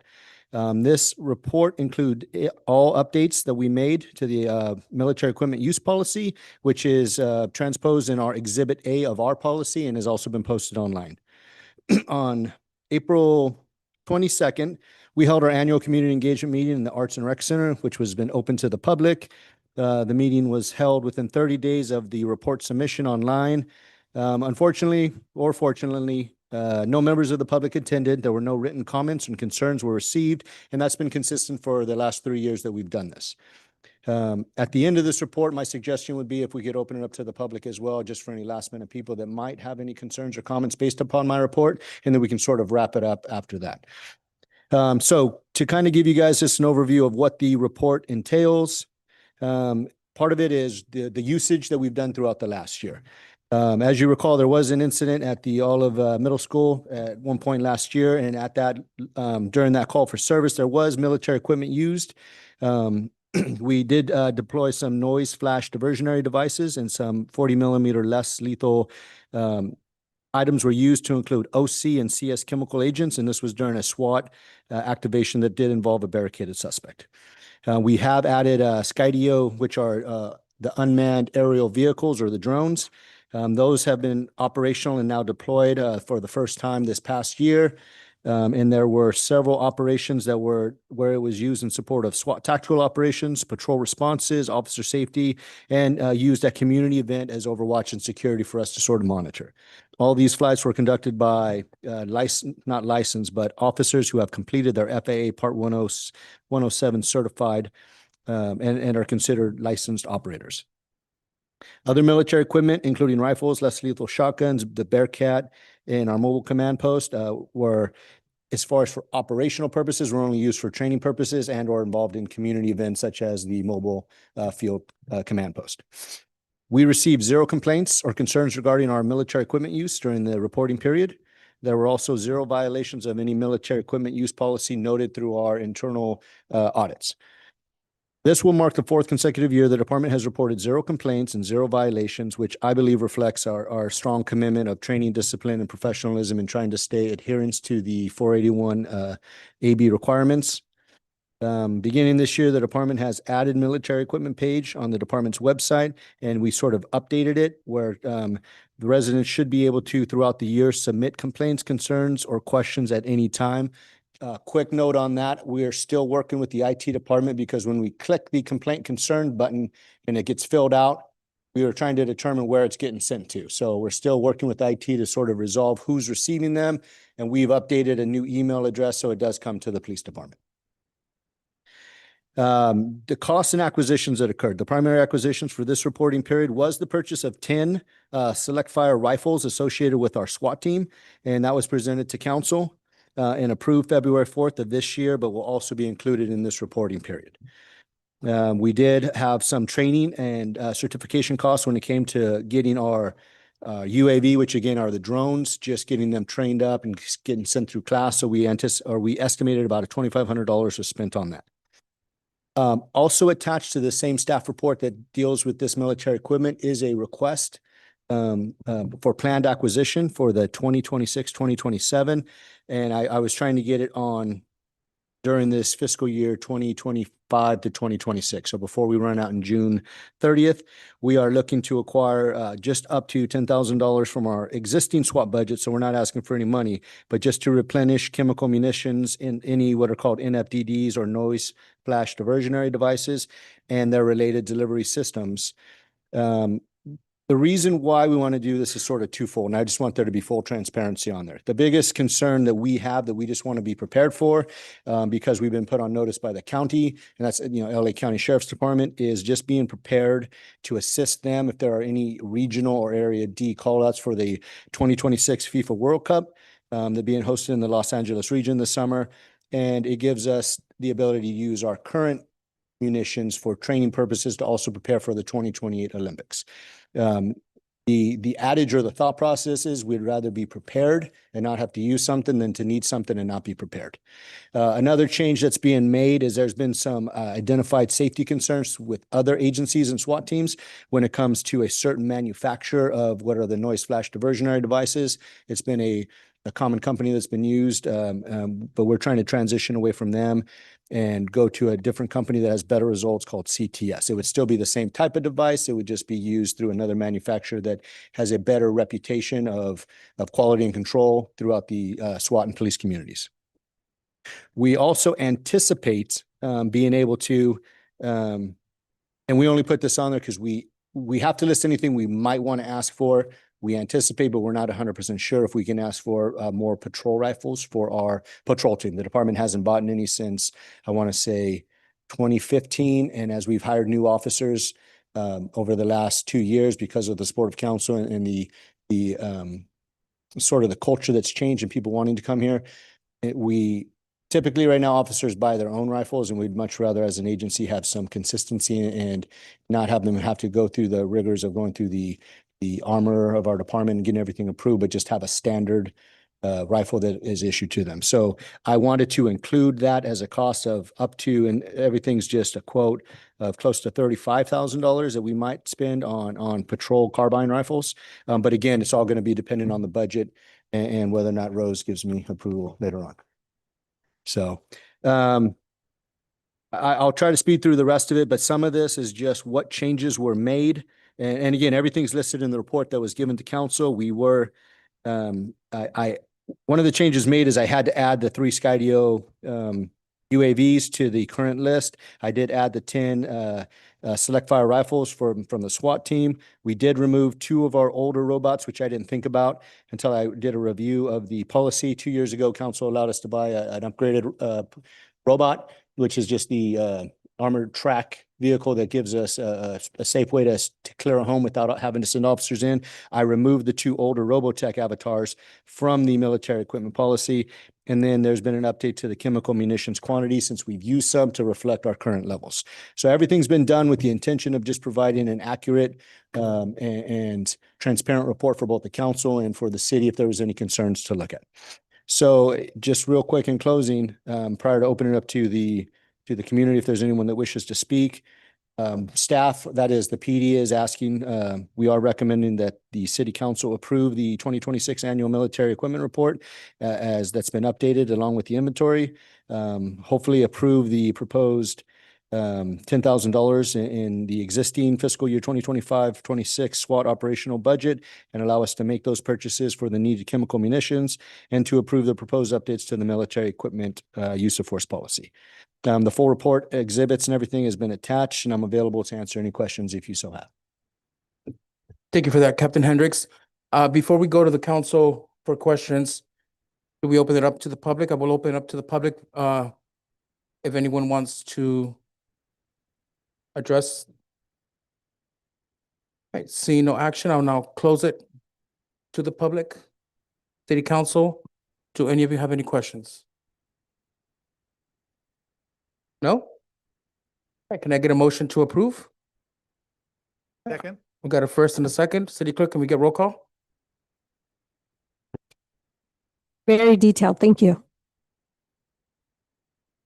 We have a motion to adopt item number 7, motion made by Councilmember Avila, second by Councilmember Lozano.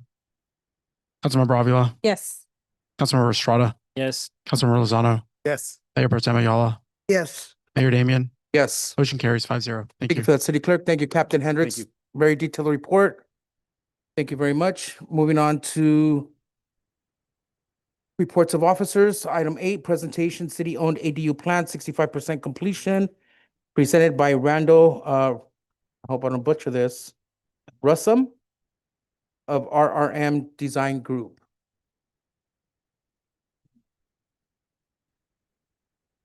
Randall, good evening, sir. Yes, Mr. Mayor, I wanted to give a little brief overview before Randall made his presentation. So the update that's provided tonight is to give you a quick glance of what the City Council authorized, the movement of establishing an ADU standard plans that will be approved by the city and utilized by our residents and developer within the city itself.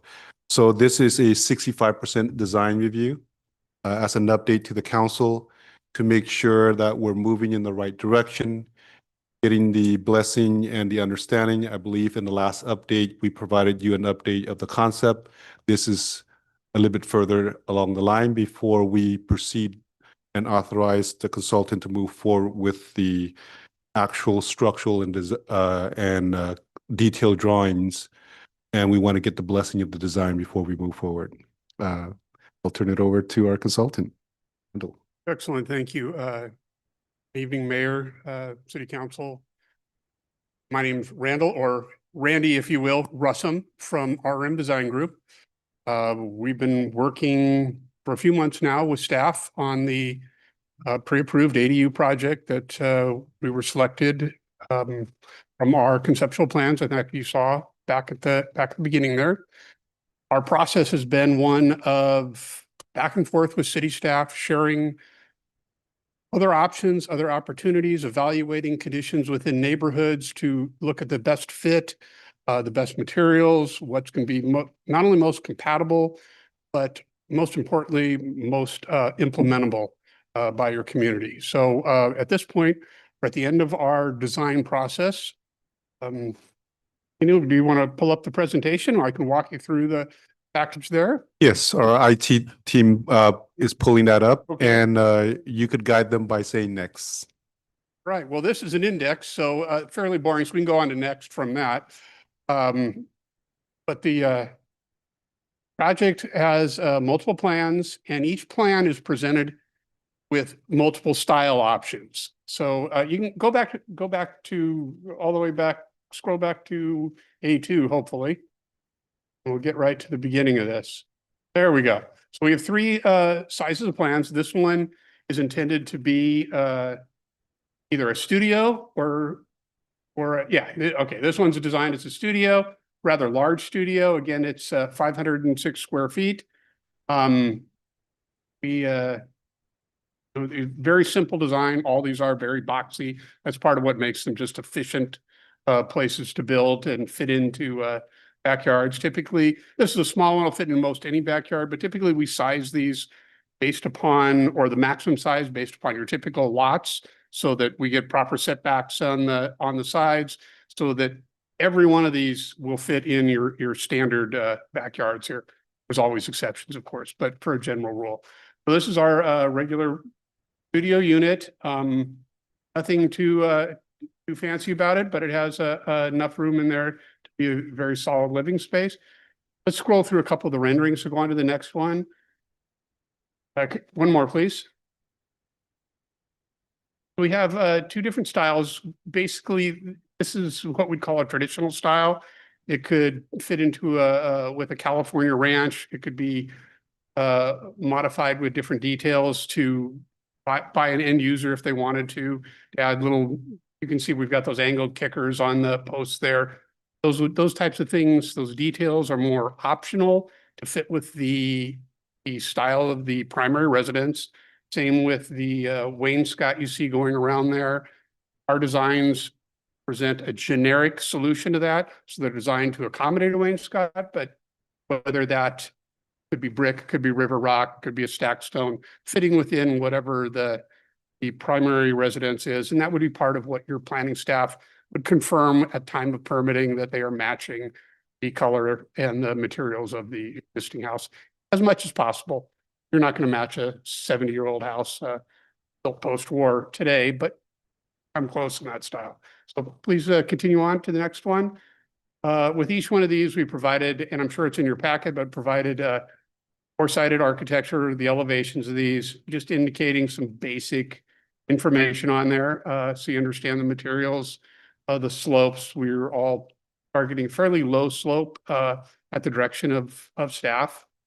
We can go on to the next one. Then we have more of a Spanish Mediterranean style. Again, within hopefully fits within your community based upon all our we call windshield surveys as we go by with Google Maps to verify these things. Go on to the next one, please. We'll have an elevation of this.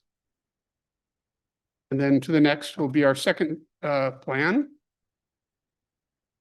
This is a bit larger, 843.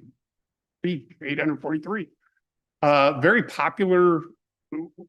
Just to give you some background, I do these things all over the state. I think we've done about 35, 38 jurisdictions, probably have numbering at this point in well over 100 plans out there across the state. You'll find some level of repeatability of these that, because there's only so many ways to skin this that are most efficient. This one, a little bit different ones we've done before, but at the end of the day, these types of boxes with 2 bedrooms, super efficient, very popular. We're probably the general plan type that is used more than any other one that we found. Very simple to build, has nice spaces, decent sized rooms, space for, here a stacked washer and dryer. And yeah, that's kind of what that looks like. Go ahead and go to our renderings here. Next one, please. Next slide. Oh, sorry, one more. So here, the same thing in the traditional style fits within, as I said previously. You can step forward another slide. 4-side elevations on here. And please step forward one more to take us to the Spanish Mediterranean style. And then finally, let's go click 2 more ahead, please. And this gets us to our third plan. This is designed as, I think we evolved from your original program. I don't know, you had a 3-bedroom in your original program. Through our discussions and evaluating what staff felt the needs were for the community, that the 3-bedroom option had a lot of value. We have discussed having that front bedroom there to basically be a flex room. It could get opened up and be a den or an expanded living area and just have a 2-bedroom. And that would work just fine also. So it gives some options for the end user. And you've got an inside washer and dryer. This time we've got side-by-side, which tends to work better for people who need a little more accessibility. That's one of the trade-offs when we do these is how much accessibility do you want to provide for aging in place? Things like side-by-side washer and dryers are more compatible with that. We'd like to keep at least one of our options to have something like that. And we can scroll through the next page for rendering. Oh, sorry, two more. One more, there you go. Oh, I jumped too far. Go back one, please. Thank you very much. And then we've got, little covered porch here. Pretty straightforward and simple design. You'll note all these are just single direction gable framed or truss roofs with just porch pop outs on them. So real efficient structure to build. Go ahead and jump ahead two more. So another one. And again, the Mediterranean version of that. And with that, that really is where we've come from. It's been 2 months, 3 months now from where we were in your conceptual designs, that these are very close to, but small deviations from that bring us to where we are today. And I'm here to answer any questions you might have. If I may, Mr. Mayor, I wanted to add a little bit more concept and understanding for the council. The work and the collaboration that we have amongst the community development staff that consists of planning, building and safety, and with our consultant and the design team. We want to bring forth the design that is functional, practical, and cost-saving efficiency for our residents. But most importantly, giving them options in terms of the number of bedrooms, the layout, the material, and the flexibility of the design itself, with 3 practical size square footage based on the needs of the family and the community. They have the option to pick between these size. In addition, or the standard size, in addition to that, they also have the option to custom design the way they want it based on any additional size above and beyond what is going to be delivered to them as a free service or a free plan to the community itself to help expedite the process. So that option is always still there for them, to give them the ability to modify, change, propose whatever other option other than the standard that's come before you.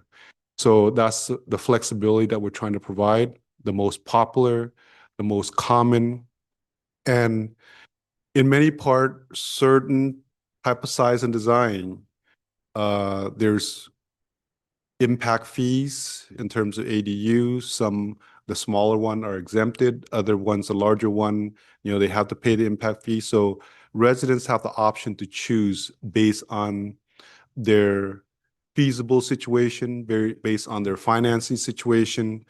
And, they have that luxury to pick all the different options possible. So it's a lot of work, a lot of opportunity.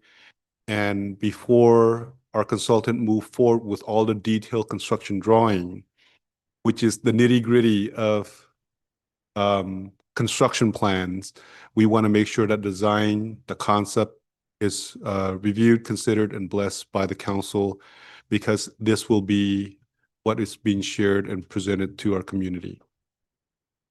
Thank you. Thank you for that, Aquino. Thank you for that, Randy. City Council, anyone have questions? I just have one question. How many square feet is Plan 3? We have to go 961. back to that. I don't have that by memory. It was 961. 961? Okay. Big, Very nice.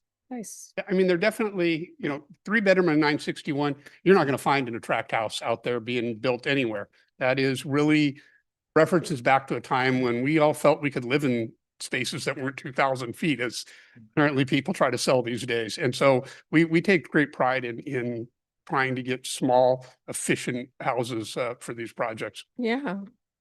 Yeah, these are very nice. I'm going to be honest with you, these are very nice projects. I'm very pleased with the options that we have. Obviously, the studio, the 2-bedroom, and the 3-bedroom.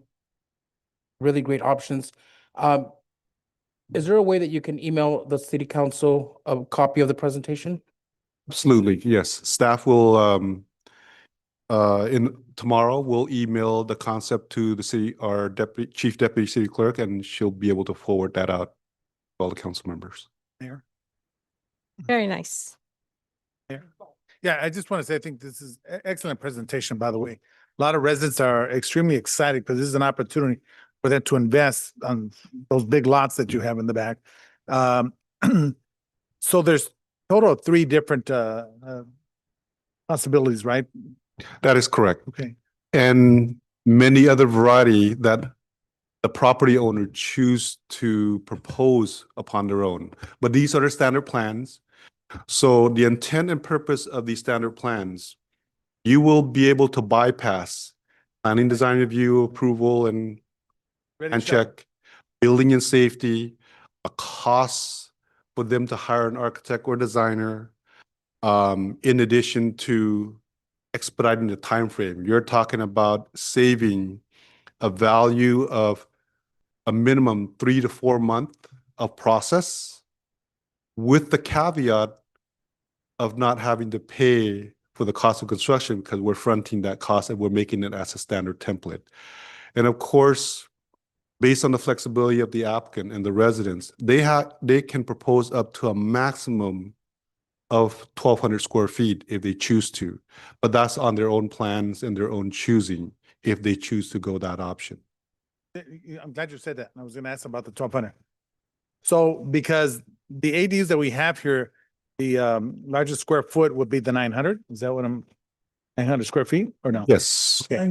So Almost 1,000 square feet. 1,000, okay. And we do that intentionally to keep it below the 1,000 square feet threshold to make it feasible, more feasible. If you look at from the different size option, 1,000 square foot, it gives you a side-by-side standard laundry facility per se, as an example, versus the smaller unit is more efficiency by a dual stack unit, saving space, maximizing usability and functionality. Let me ask another question. By the way, excellent presentation. You go up in the Pheasant View area. So you have some lots that are like 18,000 or 20,000 square feet. How many ADUs can they place in that backyard if there's that space? I'm kind of curious. It depends on the situation. Based on state laws. A property owner can propose a junior ADU, Oh, that's right. an ADU, attach or detach. So there's more flexibility, and SB 9 or other options in terms of subdividing lots if they're a much bigger lot. We do have those different application that's constantly in the process.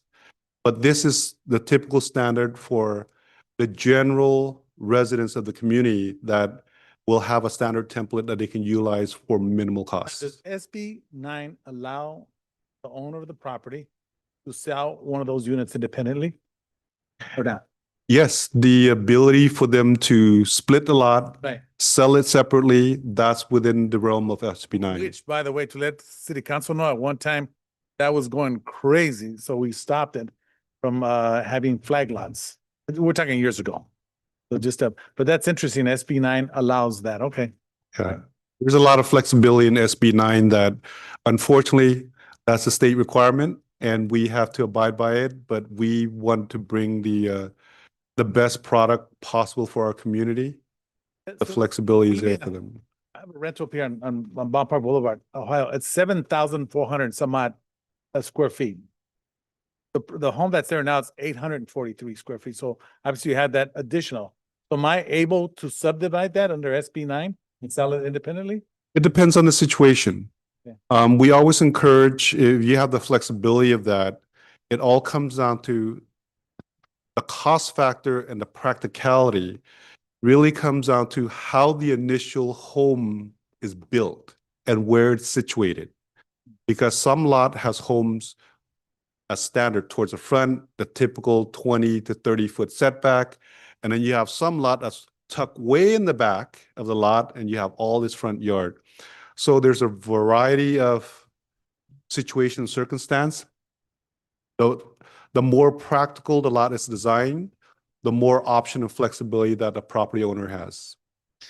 And I'll add that SB 9 allows you to subdivide your property. The smaller of the lot has to be 40% of the size of the original lot.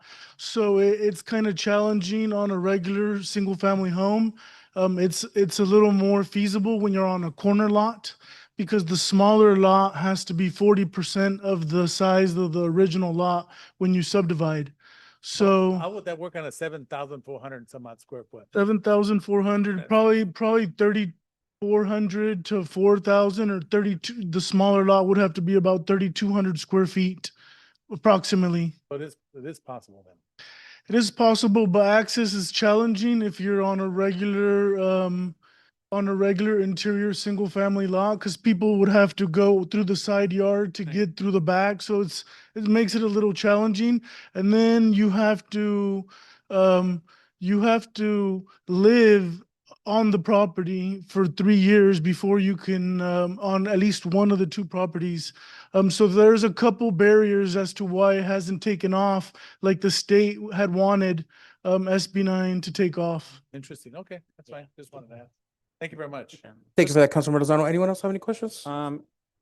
Sorry, I was just gonna add to Councilmember Lozano's conversation. I think there's a bill, I don't think it's passed yet, but there's a bill where you can sell off units on your lot and you kind of become an HOA. So you're not splitting the property, you're going through like an HOA process where. Yeah, that's like a condo map, but it does require the city council to approve an ordinance to allow like a condo map to do what you're saying, Councilmember Estrada, to sell airspace as if it was a condo map. Thank you. Thank you for that. And I just have a quick question for you, Okina or Randy, whoever can answer this. Do we have an estimated construction cost per square foot based on the plans and material that we're proposing here? Well, the construction costs, construction costs would be varied based on what contractor they're going to hire, what type of material or finishing that they're going to use, what type of appliance and so forth.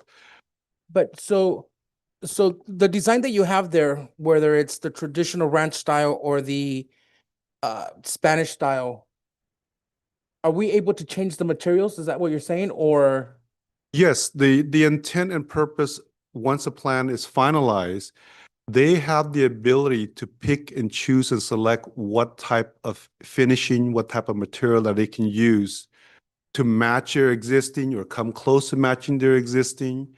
And the flexibility, if the material, is no longer available, they have a flexibility to pick and choose different type of finishing. So all those factors will contribute into the cost per square foot of the construction.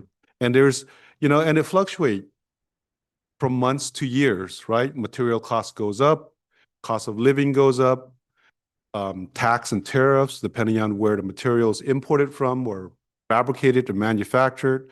So there's a lot that comes into play, and the market for per square foot capita is constantly a moving target. It could be one day, and 3 months later, it's going to change again or modify it. So it varies on different time frame and situation. We can expand on that a little bit if you don't mind, because Sure, go ahead. That's good. You're absolutely right. But the really important point here is to understand that these are designed in a generic way that the materials can switch out. Horizontal siding, board and bat siding. You want expensive 50-year presidential shake roof that goes down for the price of tile, or you can put up, 20-year asphalt shingle roof on there at a third of that price per square foot. Both of those are built into our design. We do worst case scenarios in all the situations, whether it's the loading or the types of windows that are used. You can imagine Title 24 doesn't really like aluminum windows as much as it likes vinyl windows. We always go to the worst case scenario in our design to allow all levels to work within these plans. So the end user really has a lot of flexibility to how it gets finished out. I have a question. As of right now, I know this could change with time depending on how much would they be saving on plans itself? Well, an approximate average cost, This time. right? It varies depending on the size and depending on the design. That's the highest. In terms of cost, it could range between $15,000 to $25,000. Right there. They're already saving on the Correct. plans and all that. That's separate aside from time. Correct. So that's just a value for the cost to design. Mhm. I know that the firm, Randy's firm, in terms of the quotes and the RFP, the construction, is that what's built into that, the cost is a lot higher because they're also providing all the different options, but selling the copyrights aspect of it to the city to be utilized for as a standard template. And that's the key. But from a general standpoint, and Randall could also provide you, if he's an architecture firm, if a client were to hire him separately and aside, he can give you the actual costs upfront. Unfortunately, we don't make a lot more giving these to your city than we do to an individual. The price is actually very similar. The difference is you guys own them at the end of the day. I'm not actually owning these and administering them. You guys take them on. And we do the engineering for these, and we do the energy compliance documentation. The only thing we don't do in this package is your site plan, which the end user has to do. But the value of that is certainly in the $20,000 to $25,000 per plan range to an end user. And I think that's important for everybody to know. The amount of money we're already saving those that want to build the ADUs. And the reality, I don't know where you're at on your fee structure. Some cities, you know, like I said, that certainly the smaller one doesn't have impact fees because of its size.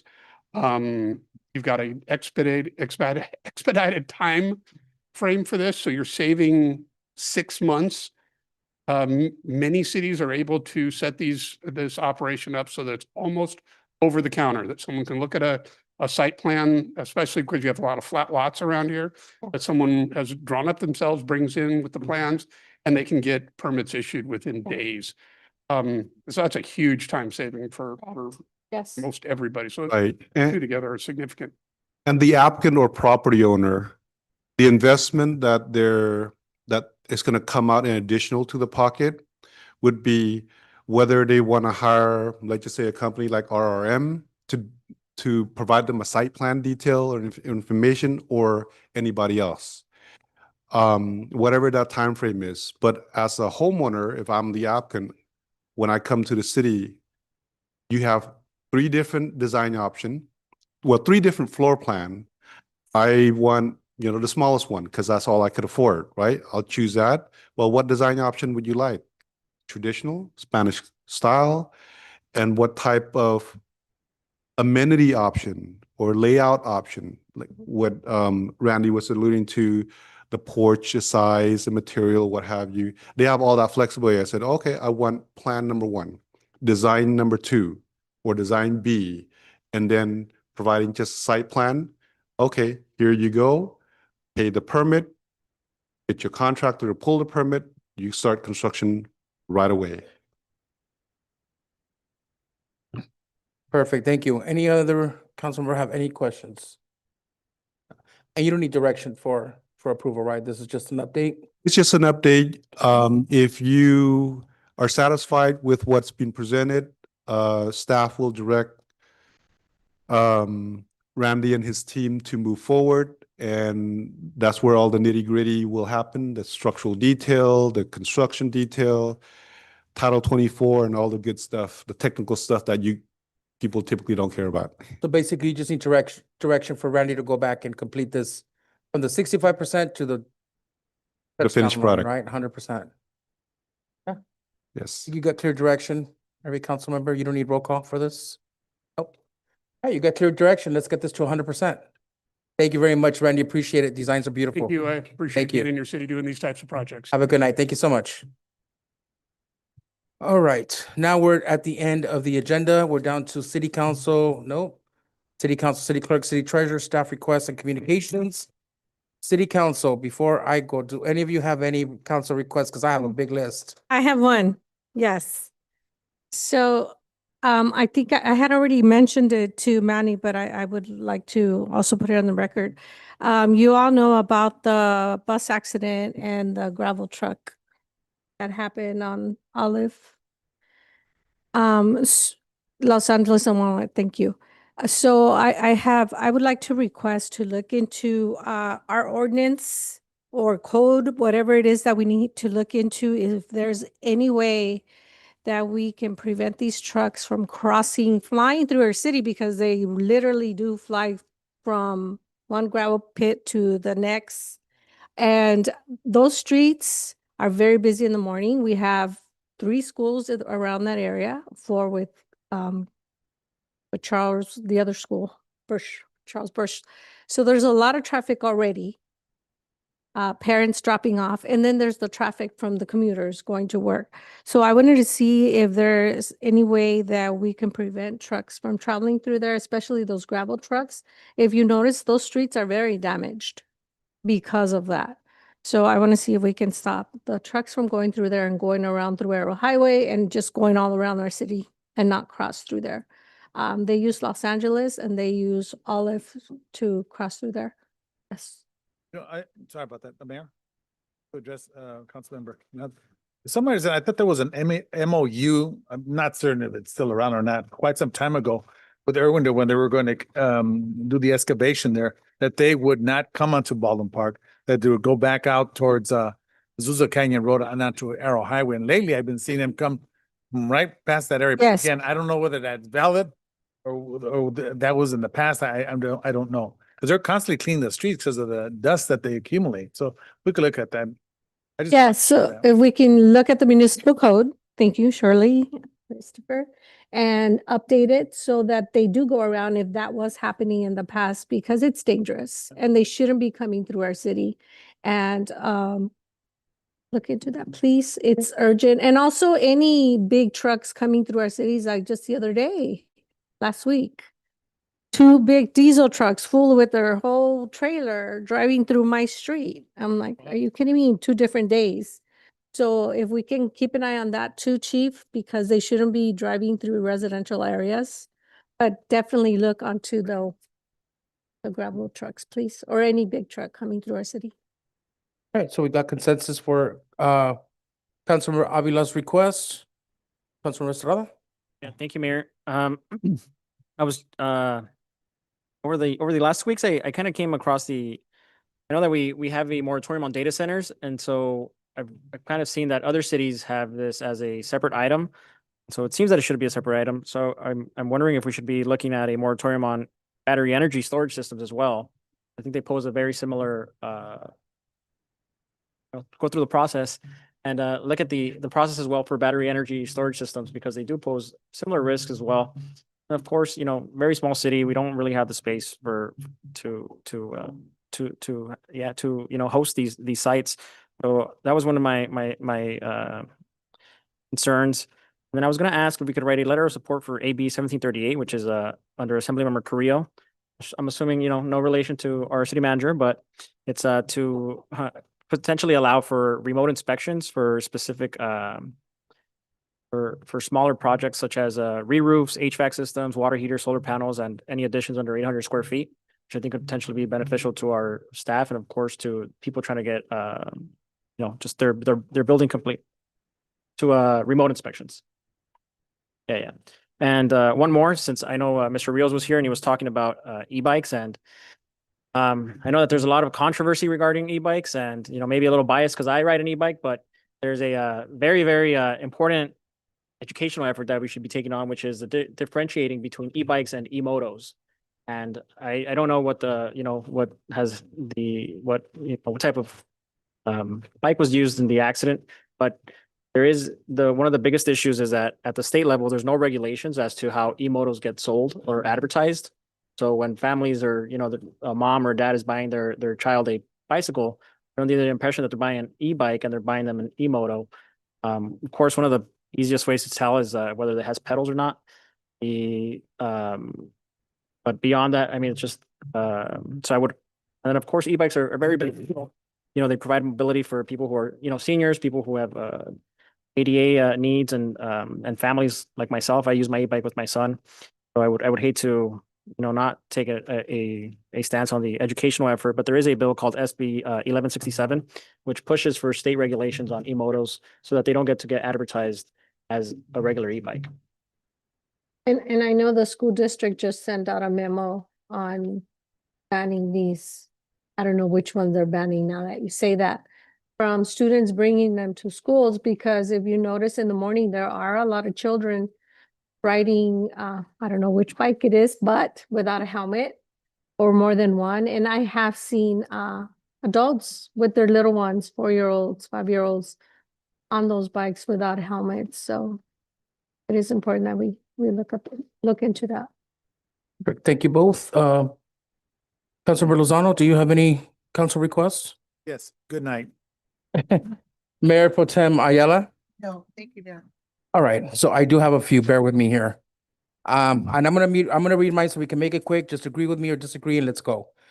I'm requesting an update regarding Rome's book, including a detailed report of what the city has been paid from 2020 to present. I know Councilmember Estrada, Avila, Lozano, and myself have requested this information several months, and we have not received a response. So I'm requesting that this be updated to us as soon as possible. If it's unable to be provided promptly, I would like this item placed on the agenda for the next council meeting. Do I have consensus on that? Yes. All right. Number two, going to the bicycles and the e-bikes. So as we know, there's been a lot of incidents with e-bikes and bikes in general. So I'm requesting staff to review and bring back options regarding youth riding bicycles and e-bikes throughout the city in a dangerous manner, including crossing into traffic, performing tricks in front of vehicles, failing to follow traffic laws, and riding without protective gear such as helmets. There was just an incident that just happened on Friday on Clark and Baldwin Park Boulevard where two minors were hit by a vehicle.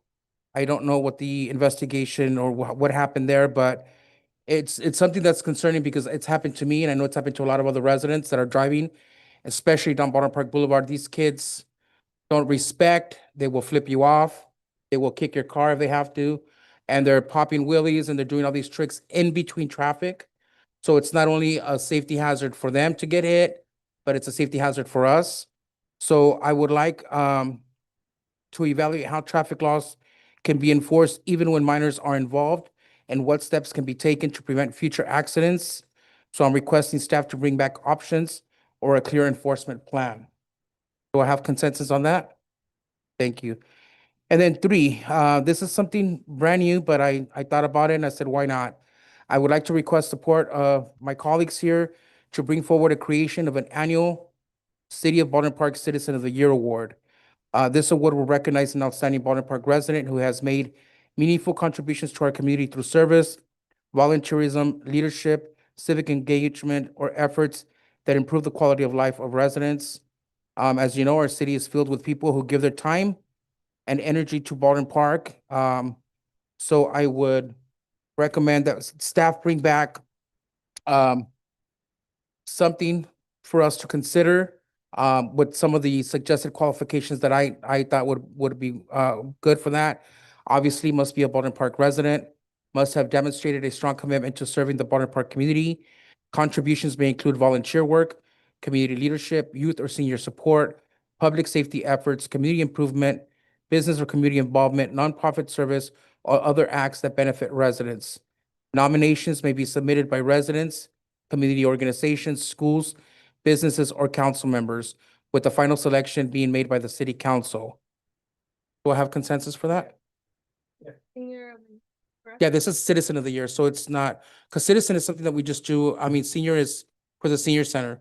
This is just in general from the community. Mayor, just want to let you know, we did have one years ago. Really? It's actually, yes, they used to go over at the Marriott, but that's obviously gone, but. Well, maybe we can bring this on a low budget level. Of course. Here at City Hall, We just recognize somebody, bring them up and then once we start making more money, we can kind of ask. So maybe there's existing like criteria already, Yeah, let's look not to reinvent the wheel that maybe Manny or Maria could pull it up, because we used to do. Yeah, so bring something back to us with options that we can do and then discuss that. This is just a conversation starter to bring it back to us. So we're all in consensus with that? Yes. Okay. Now, moving to number 4, renaming Cesar E. Chavez Street and naming the amphitheater. So I would like the city council to consider renaming Cesar E. Chavez Street adjacent to Morgan Park and also consider naming the amphitheater. I believe the community should have input in this process, and I'm requesting that staff explore promoting a community survey to gather public suggestions, narrow down the options, and allow the city council to make the final selection based on community input. Community input and cost. Okay, so that's the fourth one. And then my fifth one is not more of a council request, but it's more of a comment. So I would like to remind all city staff that we are here to serve our residents and businesses. The responsibility includes treating everyone with respect, courtesy, and professionalism. I understand that working with the public can be challenging at times. Still, we must maintain a high standard of professionalism, especially when assisting seniors and our most vulnerable members of our community. If additional customer service training is needed for staff, including supervisors, then I believe we should move forward with that training to ensure our community receives the level of service they deserve. So if there's anything that can improve professional customer service training or whatever it is, I would hope I can get consensus to have them take that customer service training. Randy, didn't we just recently have a department go through a customer service training? It's been about a year. It's been a year. Yes, so it's Yeah. time for another training. Information, so it is a good idea to continue it in all the departments. Every because department. Each Yeah. department is different. Customer service should be. straight up- Every department, because the refresher is always needed. And I'm not gonna go into detail, but yeah, let's get that going.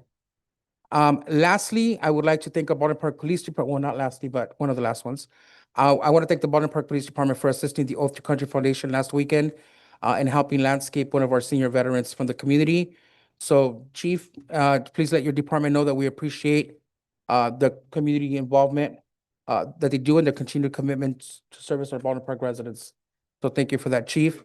And then I just want to really quick invite everyone to the Looms for Lupus event, the 6th annual Wellness Day, which will be this Saturday, May 9th from 9 a.m. to 3 p.m. here at the Arc. So if you're able to come out for a day filled with good information, come on out. We also have our annual mental health awareness walk and resource fair on Saturday, May 16th from 9 a.m. to 12 noon in collaboration with Assemblywoman Blanca Rubio.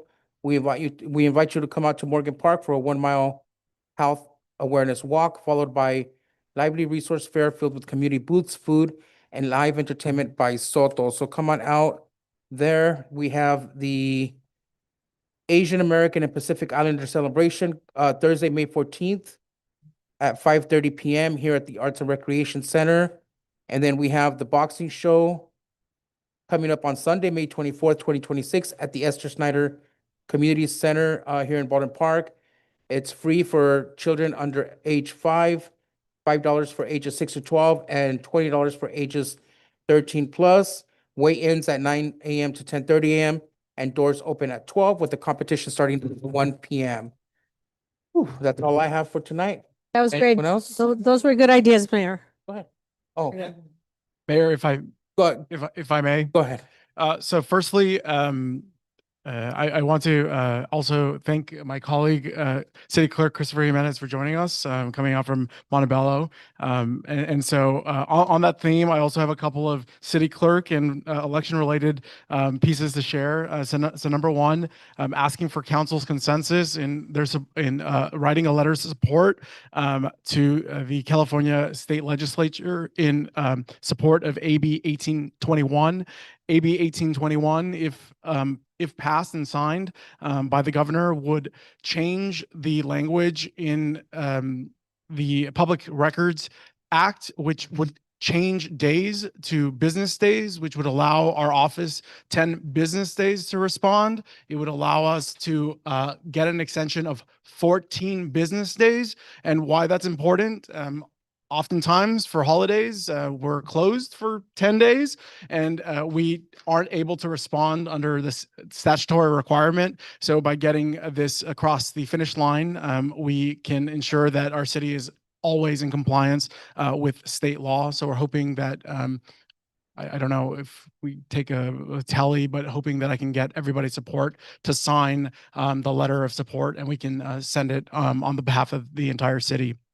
Got consensus for that. Yeah, thank you so much, Mayor and Council. That's number one. Number two is we won't meet until after the general election. So for anybody listening or anybody here, please make sure to vote. Your mail-in ballots have already arrived.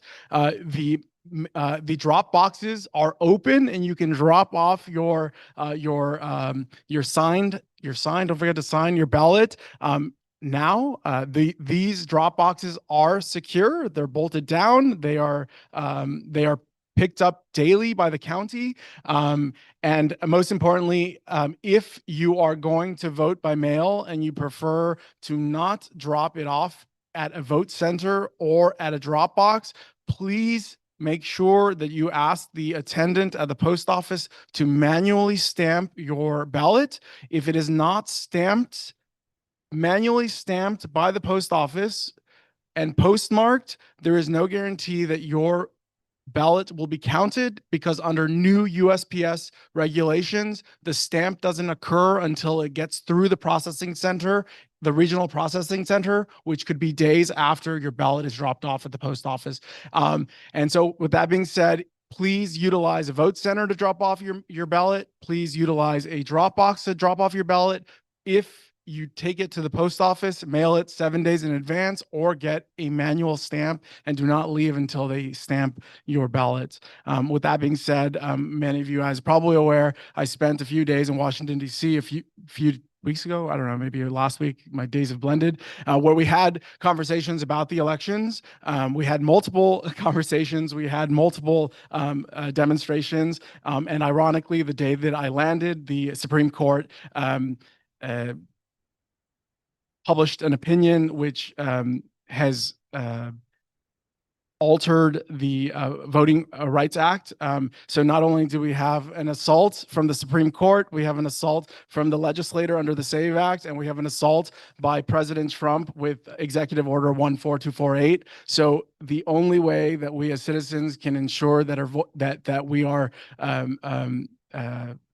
moving our democracy forward is by voting and exercising your right to vote. So sorry for this very, very long-winded speech, but please remember to vote by June 2nd. Thank you for that, City Clerk. Always Mayor. good information. Go ahead, City Treasurer. Perfect. Thank you. First and foremost, I just want to say thank you again to our Public Works for an amazing job that they've been doing, trying to keep our city clean and maintained well enough. They've been responsive for the most part, very quickly to calls when we need them to get out there and respond to, whether it's cleaning up something or checking something out, which thank you very much to Public Works again for that. And next, I also want to thank our PD again for all the hard work you guys do day in, day out, and protecting our community and taking care of our community. I know there's been a lot of incidences lately, and sometimes they're beyond our control, and especially right now with a lot of mental health issues going on. So thank you for being out there, our PD. Thank you, Chief. And next, I do have a small request. It's really more for you, Chief, for PD. I don't know if you guys can maybe start patrolling a little bit more, doing drop off and pick up at schools, primarily the elementaries. There's been some issues that have been brought up to my attention by families that attend the school where my kids go, but also other schools nearby, where residents or people who are dropping off children are parking on the crosswalks, and they're dropping off their children. And there's been a couple of times where I've been told that some parents have almost gotten into altercations because they've asked them to move their cars and they don't move their cars. So if we can maybe start looking a little bit more into that, or at least just patrolling at least for a few minutes during that drop-off time. And not just that, all the elementary schools primarily, especially the ones in the residential areas, because those are the ones that I see that I've been told that they've been having some issues.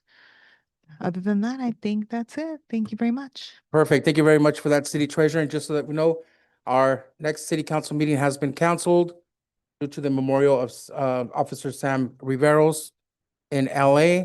So we will see you guys at the first meeting of June. I will make a motion to adjourn. Can I get a second? We are adjourned at 9:31 p.m. Good night, everyone.